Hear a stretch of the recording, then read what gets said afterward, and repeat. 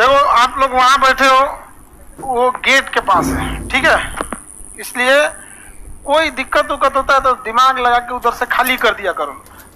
कोई बेहोश हो गर्मी, अब तो आज तो गर्मी कम है, एक हफ्ता पहले तो एसी कैंसिल।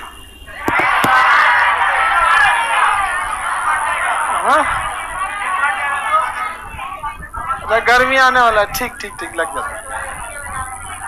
चलिए अब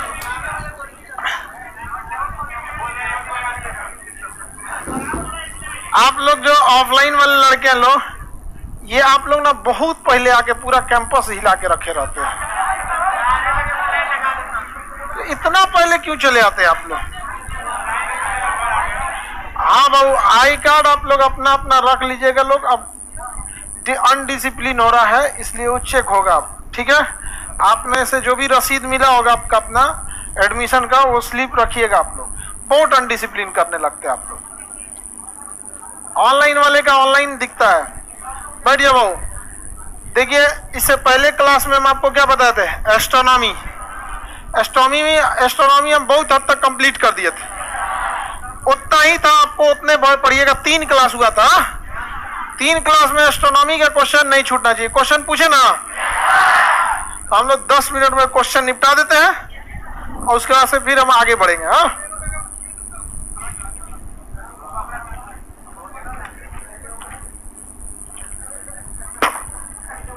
इबों का बीच में स्टेपलर मार दिया है, आधा खुलिए नहीं रहा है। अरे स्टेपलर ना तो नहीं, कोना में जाके मारा जाता है, बीच में उमच दिया उसको। अंतरिक्ष का अध्ययन क्या कहलाता है? एस्ट्रोनॉमी। आकाशगंगा में कितने तारे? 100। सूर्य की औसतन आयु कितनी थी? 10। कितना जी गया? हमसे सबसे करीबी तारा सूर्य, दूसरा सबसे करीबी आकाशगंगा, तारों देवयानी है। तारे का रंग किस पे निर्भर करता है? तारे में ईंधन किस अवस्था में है? तारे में विखंडन की संलयन, किसका किसमें संलयन? चंद्रशेखर सीमा किसे कहेंगे? 1.4। किसका 1.4? सूर्य से। लाल दानों में ईंधन बढ़ता है या समाप्त होता? मरा हुआ छोटा तारा मरता है तो काला, जीवाश्म तारा, श्वेत, विस्फोटक तारा, सर्वाधिक घनत्व वाला तारा ब्लैक होल। ब्लैक होल की खोज चंद्रशेखर ने। बिग बैंग थ्योरी किसने दिया है? George Levant. Big bang theory सौर मंडल का निर्माण बताती है या ब्रह्मांड का? और सौर मंडल का द्वितारा सिद्धांत समझा गया कि नहीं गया? डबल स्टार थ्योरी, सौर मंडल का निर्माण डबल स्टार थ्योरी। और पूरे ब्रह्मांड का, पूरे ब्रह्मांड में आकाशगंगा आ जाएगा, लेकिन सौर मंडल में केवल सूर्य और एक ग्रह, उसके आसपास में क्षुद्र ग्रह वो सब आ जाएंगे सब यहाँ पर। सूर्य के करीब तारों के समूह को नक्षत्र, नक्षत्र की संख्या, तारामंडल, कृष्ण बीवर किसने? चंद्रशेखर ने किया था। केपलर ने ग्रहों का सिद्धांत दिया। इसे एक्चुअली फिजिक्स में देखना है, यहाँ ग्रह है तो आप लोग इसे बस याद रख लीजिएगा। हब्बल ने ब्रह्मांड की जानकारी के लिए दूरबीन बनाया था, हब्बल टेलीस्कोप। और अरस्तु तरह पाइथागोरस ने बताया था पृथ्वी क्या है? गोल है। गैलीलियो ने सिद्ध किया था कि पृथ्वी गोल है। सूर्य अपनी आकाशगंगा का चक्कर कितने साल में? क्षुद्र ग्रह किसका चक्कर लगाएंगे? सूर्य का। किन 2 ग्रहों के बीच में? क्यूपर बेल्ट कहाँ पे घूमते हैं? प्लूटो के पास, वरुण के बाद। किस ग्रह को ग्रह से निकाल दिया गया? पुच्छल तारा किसका बना होता है? धूल का। इसका पूंछ किधर होता है? सूर्य के विपरीत दिशा में होता है। सूर्य के टूटता हुआ तारा किसे कहते हैं? क्षुद्र ग्रह। ऐसे सूर्य के चारों ओर घूम रहा तो क्षुद्र ग्रह, टूट के गिरा तो उल्का, और गिर गया तो पिंड। लोनार झील किससे बना है? उल्का पिंड। उल्का पिंड से कौन बचाता है? वायुमंडल। चंद्रमा पे गड्ढा किसके वजह से? उल्का पिंड। वायुमंडल ना रहने पे उल्का पिंड गिरेगा कि नहीं गिरेगा? सूर्य का जो दिखाई पड़ने वाला लपट वाला भाग है उसे क्या कहते हैं? प्रकाश मंडल। अंग्रेजी में फोटोस्फीयर। सूर्य के सतह को क्रोमोस्फीयर, हिंदी में वर्णमंडल। ग्रहण के समय दिखने वाला कोरोना या सूर्य की लपट जो उठती है उसे क्या कहेंगे? सौर जल। वायुमंडल में इसे कौन रोकता है? आयन मंडल। इसे रोशनी जो निकलती है उत्तरी गोलार्ध में ऑरोरा बोरियोलिस, दक्षिणी गोलार्ध में, और जहां से निकलता है उसे सौर कलंक, उसे क्या कहेंगे? सौर कलंक। सबसे ज्यादा घनत्व, सबसे कम घनत्व, दो ग्रह जो उल्टा घूमते हैं, दो ग्रह जिनके पास चंद्रमा नहीं है, सबसे बड़ा ग्रह, सबसे छोटा ग्रह, सबसे बड़ा उपग्रह, सबसे छोटा उपग्रह। यूरोपा किसका उपग्रह? मिरिंडा किसका उपग्रह?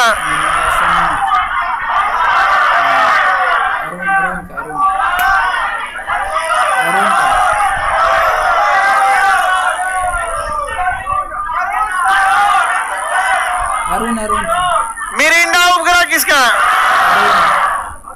देखो वो लड़की कितना समझदार है, जवाब नहीं दी, देख ली नहीं। ऐसा इसको ट्रेनिंग की जरूरत नहीं है, पूरा जांच कर ली दरोगा वाला। अच्छा सर पूछते हैं यूरोपा, रुको बताते हैं। डायरी निकालो जी। यूरोपा बृहस्पति का। अच्छा मिरिंडा शनि, सॉरी मैंने अरुण, मैंने देख के बता दिया, देख के नहीं बताना है। पकड़ लिया? नहीं देखी थी? देखी थी कि नहीं बताओ? अच्छा देखो देखो, तुम्हारे में पूरा पुलिस वाला लक्षण है। क्या करिए कि पहले नहीं देखे थे, बाद में देख लिए। प्योर पुलिस का लक्षण है। मैंने डायरी ऐसा लिखेंगे कि कोर्ट में कबो पलट जाए। पूरी डायरी लिखता है सब ना, तो उसमें कुछ कुछ पन्ना ऐसा छोड़ देता है सब ना, कभियो पलट जाए सब यार। समझ में कि नहीं? देखो बबनी को ट्रेनिंग की जरूरत नहीं है। मिरिंडा किसका उपग्रह है? अरुण का। ट्रिटोन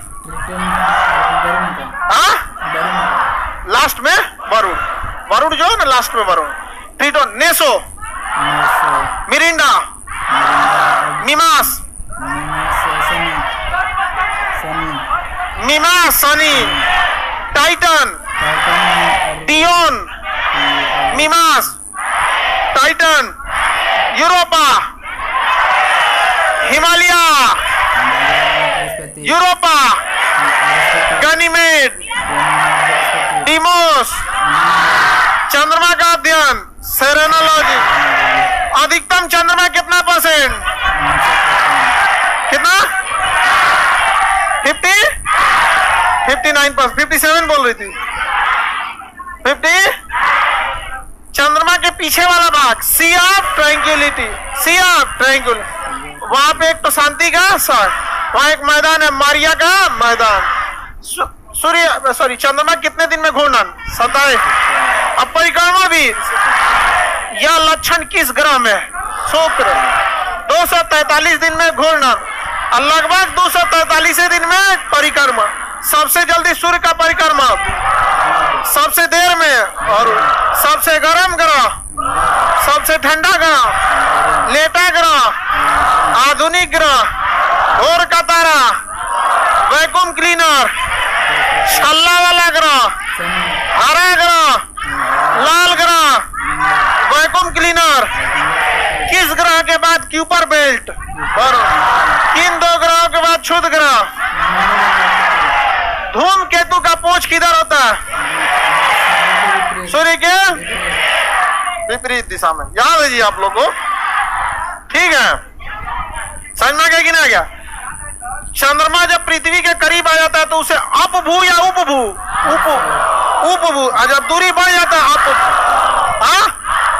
बड़का चांद दिखेगा तो सुपर। ग्रहण के समय रेड मून, दूसर की पूर्णिमा को ब्लू मून, पहल की पूर्णिमा, फुल मून, अमावस को न्यू मून। बताइए चंद्र ग्रहण अमावस को कि पूर्णिमा? पूर्णिमा। अरे अमावस को कैसे पता चले? हाँ पूर्णिमा। सूर्य ग्रहण अमावस। सूर्य ग्रहण के समय बीच में कौन आएगा? सूर्य बीच में नहीं है। सूर्य और पृथ्वी के बीच की औसतन दूरी,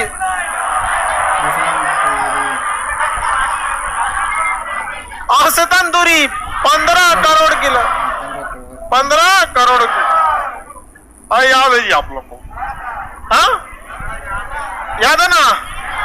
कितने लोग का फर्स्ट क्लास है? देखिए आप लोग फर्स्ट और सेकंड में अंतर होता है। चलिए अब ध्यान समझते हम लोग। 14.96 यानी 15 करोड़ किलोमीटर डिस्टेंस। आप जितने लोग का क्लास छूट गया आप लोग ऑनलाइन उसको देख लेंगे। हम लोग ऑनलाइन एक्सेस दे देना 3 क्लास का, ठीक है? आप लोग कर लिए ना? देखो बउआ तुम लोग को बताते हैं, क्लासवा में रहेगा लोग गधा लोग तो याद हो जाएगा, और घरे बैठल रहेगा तो याद ना हो। तो लाइव वाले लोग अकेले कमरा में जाओ और चिल्ला चिल्ला याद करो। ये बीपीएससी या यूपीएससी वाला एग्जाम नहीं है जिसमें तुमको क्या करना पड़ेगा, बहुत डिटेल से दिमाग लगा कर करना पड़ेगा। बीपीएससी वाले में तो बोलते भी नहीं है लोग कि चिल्ला चिल्ला बोलो, तुम लोग खुद गला सूखल रहता है। इसमें आप लोग को बोलना है, समझ में आ गया? गांव में जो लड़के हैं सो तबेला में जाओ भैंस के पास, अगर उसको याद हो गया पक्का तुम्हें भी याद हो जाएगा। है समझ में आ गया कि नहीं आएगा? भैंस के पास जाके बोला सबसे बड़ा ग्रह बृहस्पति। चलिए अब हम लोग आगे बढ़ते हैं स्थलाकृति पे। किस पे? हम लोग 1 घंटे में स्थलाकृति को वैसे ही निपटाएंगे जैसे अंतरिक्ष को निपटाए थे। रेडी है? 1 मई आने वाला है, 1 मई आने वाला है ना? 1 मई से इसमें 2-2 सब्जेक्ट स्टार्ट हो जाएगा, ठीक है? एक हिस्सा साइंस का निपटाएंगे लोग और एक हिस्सा आर्ट्स का। जिस रफ्तार से हम लोग चल रहे हैं लोग, मई जून तक हम लोग आर्ट्स में 2 सब्जेक्ट उड़ा चुके रहेंगे, साइंस उड़ा चुके हैं, यानी 60% सिलेबस उड़ा देंगे लोग। फॉर्म भरते भरते आपको 60% खत्म कर देना है। अब फॉर्म भरने का जब लास्ट डेट आए तो आपका 100% खत्म हो जाओ। बैठ के उसके बाद बैठ के करंट अफेयर और प्रैक्टिस, डेली करंट अफेयर और प्रैक्टिस रगड़ के पढ़ना है। क्या चीज? करंट। 25 क्वेश्चन क्या है? करंट। आप में जितने लोगों के हाथ उठाइए जो मानचित्र वाले बैच में नहीं है, नक्शा वाले बैच में नहीं है, आप लोग को हर हाल में नक्शा पढ़ लेना लो, ठीक है? कौन सी हो गया? कौन सी वो हंस कौन सी रही है?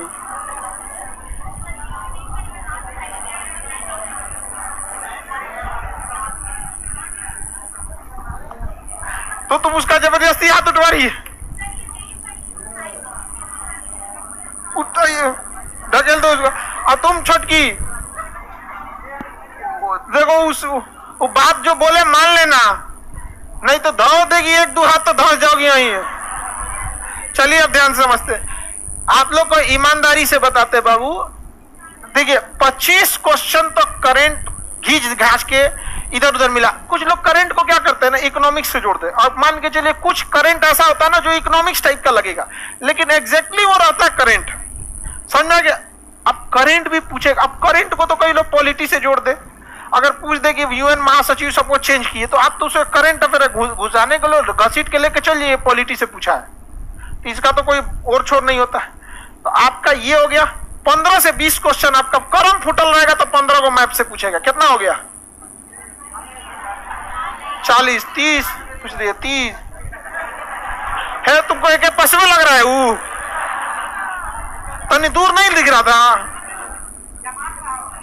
तो देखिए आप कितना पढ़ रहे हैं ये अलग चीज है, आपका रिजल्ट हो रहा है या नहीं ये अलग चीज है।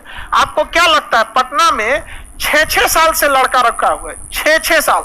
पटना में औसतन लड़कों का रिजल्ट जो होता है ना वो 3 साल लगा देते हैं, लेकिन हम आपको बता 3 से 4 साल लगे। गड़बड़ी क्या है ना, उसको मजा आता है वही पढ़ रहा है, यही उसकी सबसे बड़ी खराबी है। किसी भी सब्जेक्ट, उसका मैथ बढ़िया है ना, रगड़ के मैथ बनाएगा। देखिएगा ना, एक का मैथ ऐसा है ना, वो सब हत्या करते सब पाइथागोरस का, मतलब दौड़ा के मैथ बनाएगा, उसको मैथे बनाता। अरे भाई कभी भी आपको रिजल्ट उस सब्जेक्ट से नहीं होता है जिस सब्जेक्ट में आप बहुत अच्छे हैं, बल्कि जो सब्जेक्ट कमजोर है उसको ठीक करने से होता है।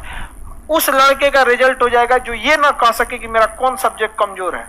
जब आप एवरेज सब में लेते जाएंगे ना तो आपको सही हो जाएगा, नहीं तो आप नौटंकी करते रह जाएंगे, गड़बड़ा जाएगा। हमारी कोशिश यही है कि आपको इतना पहले सिलेबस कंप्लीट करके दे दे कि आपको अगर गड़बड़ लगभो करे ना, आपके पास सेल्फ इतना टाइम हो जाए कि आप उसको बना सके। 2 महीना हम लोग लेके चलते हैं लोग पूरा प्रैक्टिस करने के लिए, याद कर करके दौड़ा दौड़ा के। उसके बाद हम लोग लास्टवा में नस्ल वसल याद करते हैं, बकरी की नस्ल, हाँ भैंस की नस्ल, आप लोग का गधों की नस्लें, बंदर की नस्ल, घोड़ा की नस्ल, कांकरेज, ऐसे पूछ देता है कांकरेज किसकी नस्ल है। अरे पूछता है बबुआ, हाँ 1 से 2 क्वेश्चन पूछा देता है। आगे अब चलते हैं हम लोग इस पे स्थलाकृति पे, चलिए स्टार्ट किया जाए। देखिए पृथ्वी जो है ना बहुत विशाल, पृथ्वी क्या है, धधकता हुआ आग का पहले गोला था, शांत हुआ, अब इसको पृथ्वी उत्पत्ति में हम इसे समझेंगे लोग। पृथ्वी जब सिकुड़ी ना तो इसके परत पे कई सारी स्थलाकृतियों का निर्माण होगी। जैसे हमारे चेहरा पे नहीं कभी कभी क्या निकल जाता है, पिंपल सुंपल, वही पिंपल सुंपल निकल जाते हैं पृथ्वी पे, तो उसको हम लोग पर्वत कहते हैं। हवाई जहाज से पर्वत को देखिएगा ना तो छोटा दिखता है, बशर्ते हिमालय को मत देखिए, क्योंकि हिमालय बहुत ऊंचाई पे 30,000 फीट की ऊंचाई पे, अजहजिया उड़ती है 35,000 पे, ठोक देगा उसको कहियो, ऐसे कहियो बुला लेगा, आओ तुमको दिखाते हैं आप। इसलिए हिमालय के ऊपर से हवाई जहाज नहीं जाती है, थोड़ा भी गड़बड़ी होगा तो संभलने का मौका नहीं मिलेगा। कहाँ संभलिएगा उसमें, वो खाली नोका नोकी पहाड़े हैं यहाँ पे। तो स्थलाकृति क्या होता है, पृथ्वी के जो हलचल होते हैं, 2 तरह के बल काम करते हैं। एक अंतर्जात बल, पृथ्वी के अंदर से धधकता है, ज्वालामुखी, भूकंप, ये सब क्या है सब अंतर्जात बल। तो पृथ्वी पर अंतर्जात बल भी लगते हैं और पृथ्वी के बाहर बहिर्जात बल भी लगते हैं। जैसे नदियों का वेग बहिर्जात बल, सुनामी आके कूद गया शहर के अंदर, कौन बल है, बहिर्जात। हालांकि सुनामी उत्पत्ति हुआ था भूकंप के कारण, तो भूकंप जो है वो अंतर्जात, कूद गया सुनामी का पानी बाहर, बहिर्जात। ज्वालामुखी अंतर्जात, भूकंप अंतर्जात बल है, बाढ़ बहिर्जात, आंधी तूफान बहिर्जात, अपरदन बहिर्जात। तो कई तरह से पृथ्वी का निर्माण होता है जिसमें बहिर्जात और अंतर्जात बल है। क्वेश्चन आज तो यहाँ पूछेगा 4 गो ऑप्शन देके, इनमें से कौन सा बहिर्जात बल है, आप बता सकते हैं। जिसकी उत्पत्ति बाहर से हुई है उसे एक्सटर्नल फोर्स बहिर्जात बल कहते हैं। तो बहिर्जात बल के बारे में हम समझते हैं, पृथ्वी के बाहर लगता है, ये हवाओं द्वारा भी लग सकता है। जैसे हवा अपने साथ आंधी पत्थर उथर लेके जाता है, आपका घर के छत के ऊपर अगर खिड़की लगाते हैं वो शीशा का है, तो देखिएगा 1-2 लू चलेगा ना तो 2-3 दिन में लू में शीशा तुरिये देता है। ईटा कंकड़ पर दबाते हैं, तोड़ देते हैं कि नहीं तोड़ देते हैं। किसी घर में अगर आदमी नहीं रह रहा है 40 साल तक, कोनो घर को छोड़िए ना तो ऑटोमेटिक धसा देता है घर वाला, धीरे धीरे क्या करता है अपर्दन करोड़ के धसा देता है। आदमी रहेगा तो घर चलेगा 100 साल और नहीं रहेगा तो 40 साल में गिरा देगा उसको, क्योंकि आदमी रहता है तो मेंटेनेंस करते रहता है यहाँ पे। तो हवाओं का भी बहुत ज्यादा क्या पड़ता है, घर्षण पड़ता है। आप देखिएगा पुरानी बिल्डिंगों में से ना दीवालवा में से प्लस्तरवा गिरते रहता है, आपको कैसे पता चल रहा था, उसमें रासायनिक अपक्षय हुआ, पहले धूप पड़ा तो चिटक गया, पानी पड़ा तो ठंडा हुआ। तो कुछ रासायनिक क्रिया होती है, धूल कण चला, हवा चला तो भौतिक क्रियाएं होती हैं। तो इस कारण कई तरह के चट्टानों के टूटने फूटने से स्थलाकृतियों का निर्माण होता है। जब कोई भी चीज टूटने लगता है तो उसे हम लोग कहते हैं अपरदन, अपक्षय। क्या कहते हैं, अपक्षय, वेदरिंग, अपक्षय और वेदरिंग। कोई चीज का टूटना क्या कहलाता है, अपक्षय। क्या कहलाता है, अपक्षय। वेदरिंग क्या कहलाएगा, वेदरिंग कहलाता है। अंग्रेजी में अपक्षय, कोई चीज टूटता है तो उसे क्या कहते हैं, अपक्षय। कई तरह से टूट सकता है कोई भी चीज को, जैसे ऐसे तोड़ दीजिए तो क्या हो जाता है, अपक्षय हो जाता है। जैसे बहुत ज्यादा धूप पड़ेगा तो चट्टान में दरारें पड़ जाती है, क्या हो जाता है, अपक्षय हो जाता है। क्या हो जाता है, अपक्षय। ठंड से भी अपक्षय हो जाता है, ठंड से भी क्या हो जाता है, अपक्षय। जैसे चट्टानों के बीच में दरार होता है, इसमें पानी घुस जाता है और ठंड इतना पड़ता है कि पनिया क्या बन जाता है, बर्फ। और जब बर्फ बनेगा तो ढकेल देता है, इसको क्या करेगा, ढकेल देता है, तो चट्टान में टूट सकता है। तो चट्टानों में होने वाले टूट फूट को हम लोग क्या कहते हैं, अपक्षय। क्या कहेंगे, अपक्षय। साउंड में कोई प्रॉब्लम जा रहा है क्या ऑनलाइन में, कुछ लड़का कर रहा है साउंड में, साउंड तो ठीक जा रहा है, साउंड नो प्रॉब्लम, ठीक है। किसी किसी का मोबाइल खराब है, तुम देर बतिया दिया उस मोबाइल से इस मोबाइल हीट हो गया है, हमारा दोस्त दे रहा है यहाँ पे, ये सब यूनिनॉर वाला है सब पहले को यूनिनॉर था, हम लोग के समय चलता था, यूनिवर्स से यूनिवर्स फ्री चलता। अरे मत पूछे, तू कहाँ बतिया इतर होता है सर, 1 घंटा कौन सी बतियाता है सर तुम लोग? हाँ, हालांकि लड़कों मना करता होगा सब, यही होती होगी किसी जगह, तुमको तो टाइम ही नहीं है। लड़का कहाँ, जो लड़का को फुर्सत है, वो तो टेंशन में है कि 1 घंटा ही दिमाग चाट गया, 3 गो से और बतिया ले रहा था।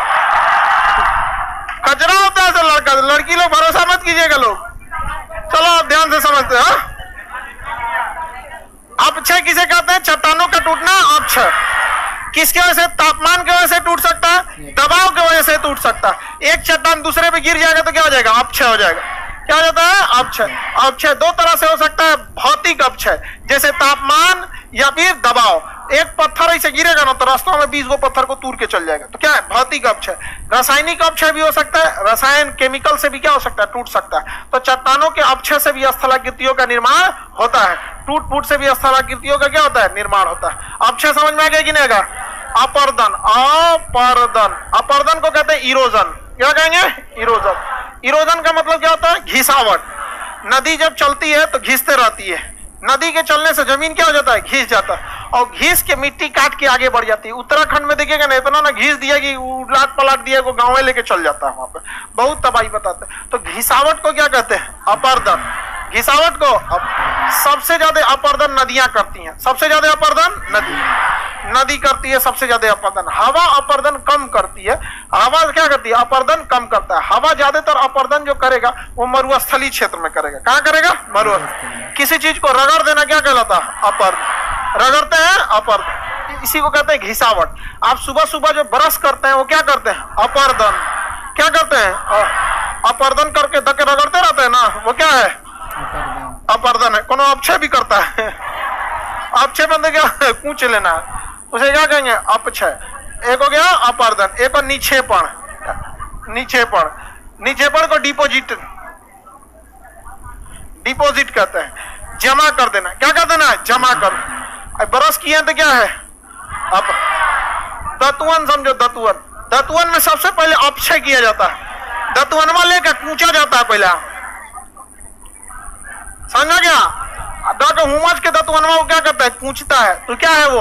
अब रगड़ेगा तो अपर। एक जगह जमा कर देना, नीचे पर ले जाएगा, एक जगह थूक देगा इसे दबान, समझा गया कि नहीं? थूक दे, वो क्या है? नीचे पर। तो टूटना अपक्षय, घिसना, जमा करना, समझ में आ गया कि नहीं आ गया? अब सीबीएसई वाला बेसिन में थूकता है,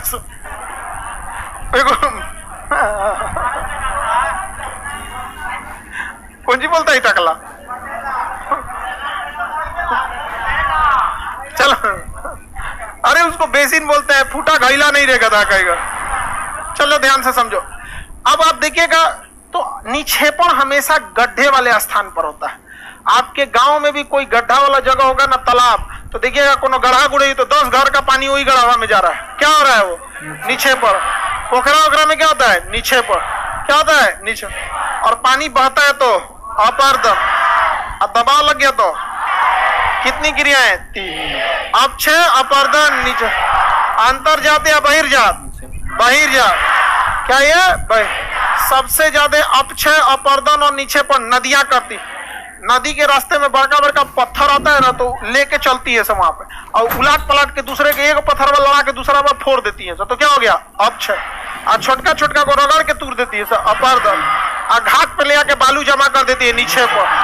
तो पहाड़ के ऊपर अपक्षय, और रास्तवा में अपर्दन, और घाट के किनारे नीचे, घाट के किनारे अपक्षय, अपर्दन, नीचे पर। समझ में आ गया? किसी को कोई दिक्कत नहीं ना? अपक्षय, अपर्दन, नीचे पर। ये सबसे ज्यादा कौन करेगी? नदियां। नदी को ऊर्जा कहां से मिलती है? ढाल से। नदी को ऊर्जा कहां से मिलेगी? ढाल। ढाल से मिलती है। कहां से मिलेगी? ढाल। नदियां पहाड़ों के पास से निकलती हैं सब। कहां से निकलेगी? पहाड़ों के पास। पहाड़ के पास से ही नदी इसलिए निकलती है, देखिए जब हम जमीन पे रहते हैं तो हमें टेम्परेचर ज्यादा रहता है। जैसे जैसे हम ऊंचाई पे जाते हैं, प्रत्येक 165 मीटर की ऊंचाई पर जाने से टेम्परेचर में 1 डिग्री सेल्सियस की कमी देखी जाती है। 1 डिग्री सेल्सियस की कमी देखी जाती है। समझ में आ गया कि नहीं आ गया? यानी लगभग 1 किलोमीटर ऊंचाई पे जाएंगे तो 5 डिग्री की क्या हो जाएगी, कमी। समझ में आ गया कि नहीं आ गया? अब हिमालय जो है ना, माउंट एवरेस्ट, वो 9 किलोमीटर है, 8,850, यानी लगभग 9 किलोमीटर। वहां जाएंगे 9 × 45, 45 डिग्री सेल्सियस घट जाएगा। कितना घट जाएगा? 45।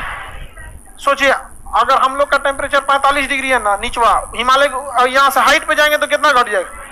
0 हो जाएगा। हवाई जहाज में जब आप बैठिएगा ना तो टेम्परेचर, अगर कोई बहुत बढ़िया कमर्शियल जहाज रहते हैं सब ना, तो आपके अगवा स्क्रीन दे देते हैं सर, वो बताते रहता है कितना स्पीड है। 12वां टेम्परेचर -55 डिग्री रहता है।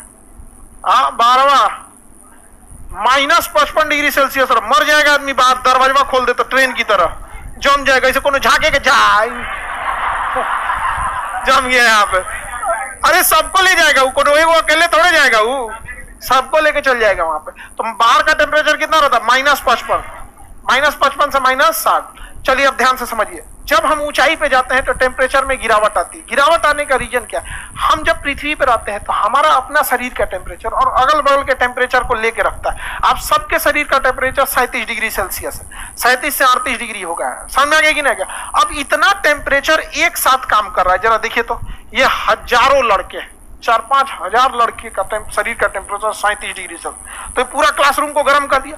सांस जब छोड़ रहा होता है तो वो और भी ज्यादा रहता है, शरीर से भी ज्यादा गर्म, लगभग 40 पे रहता है वहां पे। तो इतना टेम्परेचर इस हवा में मिल रहा है। दूसरा, पृथ्वी गर्म है, ये बोर्ड गर्म है, हमें अगल बगल से हीट आके मिल रहा होता है। लेकिन जैसे हम छोड़ के हाइट पे जाते हैं, पृथ्वी, घर द्वार सब नीचे रह जाता है, ऊपर कोई नहीं। डायरेक्ट सूर्य का जो मिल रहा है गर्मी, वही, अदरवाइज में नहीं। ये पृथ्वी कितना हीट दे सकती है अंदाजा लगाइए। गर्मी के दिन में नंगे पांव छत पे जाइएगा, समझ में आ गया कि नहीं? जल जाता है कि नहीं जल जाता है? तो ऊंचाई पे जाने पे टेम्परेचर क्या हो जाता है? घट जाता है। और यही वजह है कि घटने की वजह से वहां पे ठंडा पड़ता है, वहां से पानी का निर्माण हो जाता है। पानी का निर्माण होता है। ठंडा चीज हवा से पानी को गला देता है। जैसे हमारे वातावरण में पानी के कण मौजूद है, क्योंकि हर जगह से पानी मौजूद है। कहीं पोखरा में से पानी उड़ रहा है, कहीं नाली का पानी भाप बना हुआ है, कहीं कहीं किसी का पसीना भाप बन के उड़ गया है। पसीना सूख के अंदर थोड़े जाता है, वापस चल जाएगा, हवा में उड़ गया, यहीं पे उड़ रहा है यहाँ पर। समझ में गया कि नहीं गया? हवा में क्या होता है? भाप बन के उड़ जाता है। जब हम ठंडा पानी निकालते हैं, ठंडा पानी का बोतल रखते हैं, तो ये हवा इससे टकराती है। क्या होती है? टकराती है। और ये अगर ये ठंडा नहीं है, अगर ये ठंडा रहता तो देखिएगा ना, तो ये पूरा ठंडा हो जाता। ये अपने से टकराने वाली सभी हवाओं को, उसमें से जितना पानी था उसको वापस ठंडा करके बूंद बना देगा, और धीरे धीरे धीरे धीरे अगल बगल में पूरा पानी की क्या जमा कर लेगा? बूंद जमा कर। इतना छोटा बोतल उतना दूर कचाइन मचा देता है। आप देखिएगा ना, कचाइन नहीं समझता है, कादो कादो। तो इसको इतना छोटा बोतल अगर ठंडा करके टेबल पे रख दीजिएगा तो किचाइन मचा देता है। समझ आ गया? जरा सोचो, हिमालय कितना बड़ा है, गंगा नदी निकाल दिया। समझ में आ गया कि नहीं आ गया? जब इतना छोटा बोतल ठंडा करके रखते हैं तो पूरा किचाइन कर देता है बाहर बाहर हवा से पानी लेके। तो वो नहीं कर सकता हिमालय, और भी उसकी ऊंचाई उतना है, तो ऊंचाई से ही नदियां निकलती हैं। रीजन समझ में आ गया? संघनन, ठंडा होकर भाप बन जाता है। नदियां जब 2 पहाड़ों से निकलती हैं तो ये अंग्रेजी के भी के आकार दिखती हैं, इसलिए इसे भी आकार की घाटी कहते हैं। देखिए, आपसे क्वेश्चन पूछेगा, भी आकार की घाटी, एस आकार की घाटी, आई आकार की घाटी, यू आकार की घाटी, अंधी घाटी, लटकती घाटी। अंधी घाटी और लटकती, तो घाटी तो इसे निपटा देंगे। कौन किसके द्वारा बनता है? तो बताइए, भी आकार की घाटी कौन बनाती है? भी आकार की घाटी कौन बनाती है? नदी। जब ये गहरी हो जाती है तो इसे गार्ज कहते हैं। गहरी हो जाती है तो गार्ज, एकदम गहरा हो जाता है तो आई आकार की घाटी। एकदम गहरा हो गया तो आई आकार। भी गार्ज आई, भी गार्ज आई। शुरुआत में भी आकार, गहरा हुआ तो और गहरा हो गया तो आई क्यों हो जाता है? समझिए, शुरुआत में तो भी आकार रहता है, और शुरुआत में अगर इसमें नदियां तेजी से जाएगी तो ज्यादा दबाव कहाँ लगाएगी? नीचे। तो ये घिसावट होगा नीचे वाला एरिया, घिस के ऐसे हो जाएगा तो गार्ज हो जाएगा। लेकिन गार्ज बनने के बाद पानी ऊपर वाले इस वाले भाग से, जो पहले भी था, इस वाले भाग से हट जाएगा। इस वाले भाग से पानी हट जाएगा, कहाँ चल जाएगा? नीचे। अब काट छाट जो करेगा नीचे वाले में करेगा, तो ये सीधा खड़ा होकर क्या बन जाएगा? आई। तो भी आकार के बाद गार्ज, गार्ज के बाद आई, आई को ही कैनियन कहते हैं। आई को ही क्या कहते हैं? क्वेश्चन पूछा था यूपी पीसीएस में, सबसे तीखी खाई किसकी होती है? कैनियन की। किसकी? कैनियन। आई नहीं था, क्या था? कैनियन। आई का ही दूसरा नाम क्या है? कैनियन। तो सबसे पहले भी आकार, उसके बाद फिर कैनियन या आई आकार, कैनियन या आई आकार की घाटी। याद रहेगा ये कहां पे बनता है? पर्वतों पर। कहां बनता है? कहां बनेगा ये? पर्वतों पे बनेगा। याद रहेगा ना? किसी को तो कोई दिक्कत नहीं है। पर्वतों पर, पर्वत पर मिट्टी एक जैसे नहीं रहती है सब, कहीं नरम पत्थर, कहीं अलग अलग पत्थर। तो नदियां उबड़ खाबड़ जाती हैं। कैसे जाती हैं? उबड़ खाबड़, जिसे हम छिपरिका कहते हैं। क्या कहेंगे? छिपरी। क्या कहेंगे? छिपरी। तो बताइए, नदियां जो उबड़ खाबड़ रास्ते से जाती है तो फिल्मों में देखे होंगे, यही घूमने जाता है सब। एगो बोट ले लेगा, हेलमेट पहन लेगा, ऐसे ऐसे जाते रहेगा, हीरोइन उलट जाएगी, हीरो बचाएगा। देखेंगे कितना अच्छा है। देखे उसको राफ्टिंग कहता है सब। समझ में आ गया कि नहीं? हीरोइन कहे तुम नहीं रहते तो हम तो थे हो जाते। ऐसे जरा तू कहां से बहुत पहुंच जाता है सब बचाने के लिए। रियल लाइफ में कोनो मुसीबत नहीं आएगा जो तुम लोग बचाओगे लोग।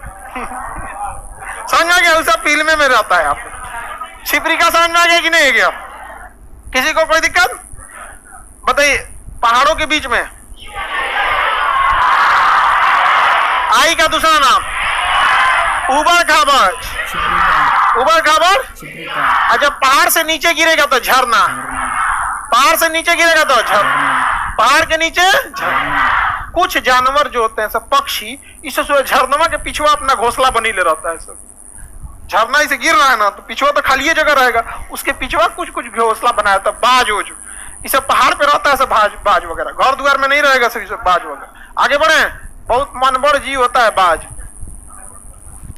आगे बढ़े, किसी को दिक्कत नहीं ना? बाज जो होता है मांसाहारी होता है, दूसरे पक्षियों को मार के खा जाता है, हवा में ही मार देता है। इसलिए बाज को ट्रेनिंग देकर एयरपोर्ट के पास रखा जाता है। एयरपोर्ट का जो रनवे होता है, आप लोग जाके देखेंगे, जो रनवे होता है ना, तो यहाँ रनवे के इस यहाँ से उतरती है सब, और यहाँ से एक ओर से उतरेगी, एक ओर से उड़ती है। अलग अलग रखा जाता है। यहाँ से इस डायरेक्शन से उतारेंगे ना, तो इस डायरेक्शन से उड़ा देंगे। ऐसा नहीं कि इधर से भी उतारिए, इधरों से उतार दीजिए, तो नहीं, बवाले कराएगा यहाँ पे, तो लड़ जाएगा। ना लड़े इसलिए रखा जाता है। यहाँ देखिएगा ना, हवा में 2-3 तो बाज उड़ते रहता है हमेशा, और ट्रेंड रहते हैं सब वहां पे। फ्लाइट उड़ने से पहले जब वो चली जाएगी ना, तो बाज वहां उड़ते रहता है, देखते रहता है। जहाज उड़तो कोनो अजीतो तो देख लेता हूँ यहाँ, कोई डिस्टर्बेंस नहीं खोजेगा, हम नीचे उड़ रहा है एयर इंडिया। समझ आ गया कि नहीं? अभी 2 दिन पहले एगो जहाज में आग लग गया था, पक्षी टकरा गया था। समझ में आया कि नहीं? बाज मांसाहारी होता है, दूसरे किसी को आने नहीं देता है, और उसको बार बार उड़ाते हैं लोग ना। तो पक्षियों का भी अपना मोहल्ला होता है, वो जान जाता है से एदिया उड़ता है यमराज, तो नहीं जाते हैं। तो इसके पीछे कई सारे पक्षी अपना क्या बनाते हैं? आसरा। तो ये झरना समझ में आ गया कि नहीं आ गया? किसी को कोई दिक्कत नहीं है? क्या हो गया ये झरना? जब ये गिरता है तो गड्ढा बनाते हैं, जिसे कुंड कहते हैं। क्या कहते हैं? कुंड। हर झरना के नीचे एक कुंड होगा जिसे अनमन कुंड कहेंगे। हर झरना के नीचे एक कुंड होगा जिसे क्या कहेंगे? अनमन कुंड। इसके बाद नदियां आगे रास्ते में चलती हैं, और ये एस आकार की घाटी बनाती है। कौन सी घाटी? एस आकार की घाटी। तो यहाँ 2 घाटी देखें, भी आकार, आई आकार, एस आकार। भी आकार, आई आकार, एस आकार। नदियां कभी भी किसी नदी को सीधे नहीं देखे होंगे। 2-4 किलोमीटर सीधे दिखेगा, फिर ऐसे घूमेगा, कभी ऐसे घूमेगा, कभी ऐसे घूमेगा। समझ में आ रहा है कि नहीं आ रहा? तो वो कौन सी घाटी कहलाती? एस आकार। एस आकार की घाटी का दूसरा नाम मिनांडर होता है। क्या होता है? मियांडर। और आई आकार का दूसरा नाम कैनियम। आई आकार का दूसरा नाम कैनियम। एस आकार का दूसरा नाम मिना। अनमन कुंड किसके नीचे बनते हैं? किसके नीचे? जब एस आकार की घाटी पर्वत पे बनेगा या मैदानी क्षेत्र में? कहां पे? मैदानी। गंगा नदी कोई देखेगा ना पटना में, क्या करता है? घूम जाती है। गंगा नदी भी क्या करेगी? घूम जाएगी। ये एस आकार की घाटी हो गई। किसी को कोई दिक्कत? अब देखिए, नदियां जो होती हैं, एक समय आता है जब अपना रास्ता इसे सीधा कर लेती हैं। क्या कर लेती हैं? सीधा कर लेती हैं। और सीधा करने के बाद ये वाला एरिया कट जाता है। ये एरिया क्या हो जाता है? कट जाता है। शॉर्टकट किसको नहीं पसंद है? नदियां इसको छोड़ के और इस रास्ते से निकल जाती हैं। इस रास्ते क्या हो जाती है, निकल जाती है। एक गोल घूमते घूमते ये एरिया कट जाता है, इसका त्याग कर देती है नदियां। इस एरिया के क्या करती है, त्याग करते हैं। इसलिए इसे परित्यक्त डेल्टा कहते हैं। क्या कहेंगे, परित्यक्त डेल्टा। ये गाय के पैर के जो दिखता है खूर की तरह, इसलिए इसे गोखुर झील कहते हैं। क्या कहते हैं, गो परित्यक्त डेल्टा या गोखुर झील। Oxbow lake, oxbow lake, oxbow lake, परित्यक्त डेल्टा या गोखुर झील। बताइए तो कौन सी घाटी में गोखुर झील बनता है? क्या गोखुर झील पर्वत पे बनेगा? कहाँ बनेगा, कहाँ बनेगा, मैदानी क्षेत्र में बनता है। नदियां उसके बाद अब आगे बढ़ते जाती हैं और समुद्र का ढाल ज्यादा होता है तो समुद्र में जाकर समाहित हो जाती हैं, जिसे नदियों का मुहाना कहते हैं। नदियों का क्या कहते हैं, मुहाना। तो नदी जब समुद्र में मिलती है तो उसे क्या कहा जाता है, मुहाना। और जहां से निकलती है उसे उद्गम कहते हैं, उसे क्या कहेंगे, उद्गम। और जब समुद्र में चली जाएगी तो मुहाना। मुहाने पर नदियों का ढाल बहुत ही कम हो जाता है। सबसे ज्यादा ढाल कहाँ पाया जाता है, उद्गम पर। सबसे ज्यादा ढाल और सबसे कम ढाल। नदियों में सबसे ज्यादा रफ्तार देखी जाएगी और सबसे धीमी रफ्तार। नदियों की रफ्तार किस पर डिपेंड करती है, ढाल पर।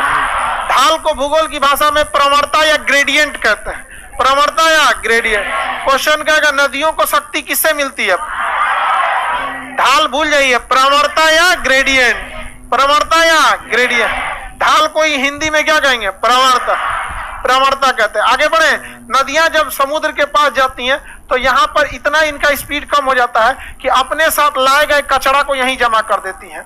अपने द्वारा लाए गए कचरा को क्या करती है, जमा कर देती है और खुद चली जाती है कहाँ पर, समुद्र में। अपने द्वारा लाए गए कचरा को क्या करती है, जमा कर देती। नदियों से यह कचरा कहाँ से आया है, रास्ता भर। जब जब रास्ता से गुजरी थी तो बकोटते हुए गई थी। आपके गांव बाढ़ आएगा ना तो दूसरे गांव का मट्टी आपके यहाँ ठेल देगा और आपके गांव का मट्टी दूसरे के यहाँ ठेल देगा। आदान प्रदान होते रहता है यहाँ पे। तो नदी जब जाती है तो बकोटते हुए रास्ता में ले आती है जहां तहां से। ये जो बालू देख रहे हैं ये सब उत्तराखंड हेन तेन से काट कूट के ले आई है। समझ में आ गया कि नहीं आएगा? उत्तराखंड में नदी में देखिएगा ना, अभी गर्मी के दिन में देखेंगे नदियां सूखी रहेंगी तो खाली पत्थर मिलेगा। नदियों में ना बड़ा बड़ा पत्थर मिलेगा। जहां खूब ज्यादा पत्थर मिल गया समझिए कि नदी जा रही थी, यहाँ से नदी सूख गई है नदी। और जब पानी आएगा ना तो वही पत्थर आपस में टकराने लगेगा और फोड़ फाड़ के क्या बनाएगा, बालू। अब वही ले आके हम लोग गंगा घाट में निकालेंगे लोग बालू, सफेद बालू। सोन नदी में लाल बालू। रास्ते में जैसा पत्थर वैसा बालू, रास्ते में मिट्टी तो मिट्टी। आपके गांव में कोई पत्थर नहीं होगा तो आपके गांव के घाट पे देखेंगे तो मट्टी मिल जाएगा, मिट्टी मिल जाएगा ना। आप बीचवा में जाएंगे तो क्या मिलेगा, बालू मिलेगा। तो नदियों के कचरा को सिल्ट कहते हैं। नदियों के कचरा को सिल्ट, नदियों के कचरा को क्या कहेंगे, सिल्ट कहते हैं। यह सिल्ट बताइए बीच में जमा होता है या मुहाने पर? कहीं कहीं यह बीच में भी जमा हो जाता है। जैसे पटना में घाट के सामने देखिएगा, पटना में जाके देखिएगा ना NIT घाट पे सामने क्या है, कचरा जमा है, सिल्ट। सिल्ट क्या हो गया है, जमा हो गया। तो ये सिल्ट कभी कभी द्वीप का काम कर देते हैं और ये सिल्ट दुनिया में सबसे बड़ा द्वीप बना दिया है मांजुली द्वीप। ब्रह्मपुत्र नदी पर कौन सा द्वीप, ब्रह्मपुत्र नदी पर। नदियों के यह सिल्ट में बताइए उपजाऊ होगा कि नहीं होगा? यह दूर से देखने पे गणित के डेल्टा जैसा दिखता है, अतः इसे क्या कहते हैं, डेल्टा। बताइए डेल्टा के निर्माण बीच में या मुहाने पर? डेल्टा उपजाऊ होगा कि नहीं होगा? सबसे बड़ा डेल्टा गंगा ब्रह्मपुत्र का डेल्टा, बंगाल में सुंदरबन का डेल्टा। यह सुंदरबन दो नदियों से बना है, एक गंगा द्वारा और एक ब्रह्मपुत्र द्वारा। तो इसलिए इसे सुंदरबन के डेल्टा को गंगा ब्रह्मपुत्र का डेल्टा के। डेल्टा उपजाऊ होगा कि नहीं होगा? सुंदरबन पूरा जंगले है, इतना ना उपजाऊ है यहाँ पर। तो बताइए डेल्टा बीच में बनेगा। भी आकार की घाटी कहाँ बनेगी, पर्वतों। आई आकार की घाटी पर्वत, एस आकार की घाटी मैदान। गोखुर झील, डेल्टा मुहाने, डेल्टा झरना उद्गम पहाड़ों पर, झरना पहाड़ों पर, छिपरिका पहाड़ पर। एस आकार की घाटी मीनांडर किसका नाम है, एस आकार की घाटी। यहाँ नदियां क्या करती हैं, इस डेल्टा को जमा करती हैं और कई भागों में वितरित हो जाती है। बढ़ जाती है। एक इधर वितरित हो गई, कुछ पानी बीच से निकल गया, कुछ पानी इधर से निकल गया, कुछ पानी इधर से निकल गया। तो मुहाने पर आके नदियां कई सारे रास्तों में वितरित हो जाती हैं, जिसे हम वितरिका कहते हैं। क्या कहेंगे? वितरिकाओं के बीच के मिट्टी को क्या कहते हैं? डेल्टा। वितरिकाओं के बीच की मिट्टी को, अगर कई सारा डेल्टा एक बार बस जाए तो लगेगा जैसे किसी का पंजा है, लगेगा ना, जहाज से देखिएगा ऊंचाई पे तो लगेगा किसी जानवर का पंजा है। इसलिए कई सारी नदियों के सामने ऐसे डेल्टा जमा, एक डेल्टा यहाँ है, फिर बगल से वितरिका, फिर डेल्टा, फिर बगल से वितरिका। देखिए ना, मेरे उंगलियों के बीच में डेल्टा नहीं बन रहा है। अरे गणित का डेल्टा ऐसे ही ना होता है। अभी नहीं समझा था, अब देखो बन गया डेल्टा। हाँ हाँ, नदी को रास्ता किसने दिखाया था? अरे वाह नदी को दरिया भी कहते हैं, और कहावत कहा जाता है, मैं दरिया हूं अपना हुनर जानता हूं, जिधर से भी गुजरूंगा रास्ता बना लूंगा। जब यार तुम खतरनाक क्वेश्चन पूछे, नदी के लिए कोई रास्ता नहीं, ढाल, ढाल ही नदियों की ऊर्जा है और ढाल ही नदियों का रास्ता है। जिधर ढाल नदी उधर। आप अपना खेत खोद दीजिएगा ना, दूसरे का खेत में अगर पानी डाला है, बेड़ फोड़ के, मेड़वा फोड़ के, दू कुदारी आरी जोता है, ढाल बना दीजिएगा, रास्ता इधर ही आ जाए। ढाल ही क्या है? रास्ता होता है। आगे बढ़े,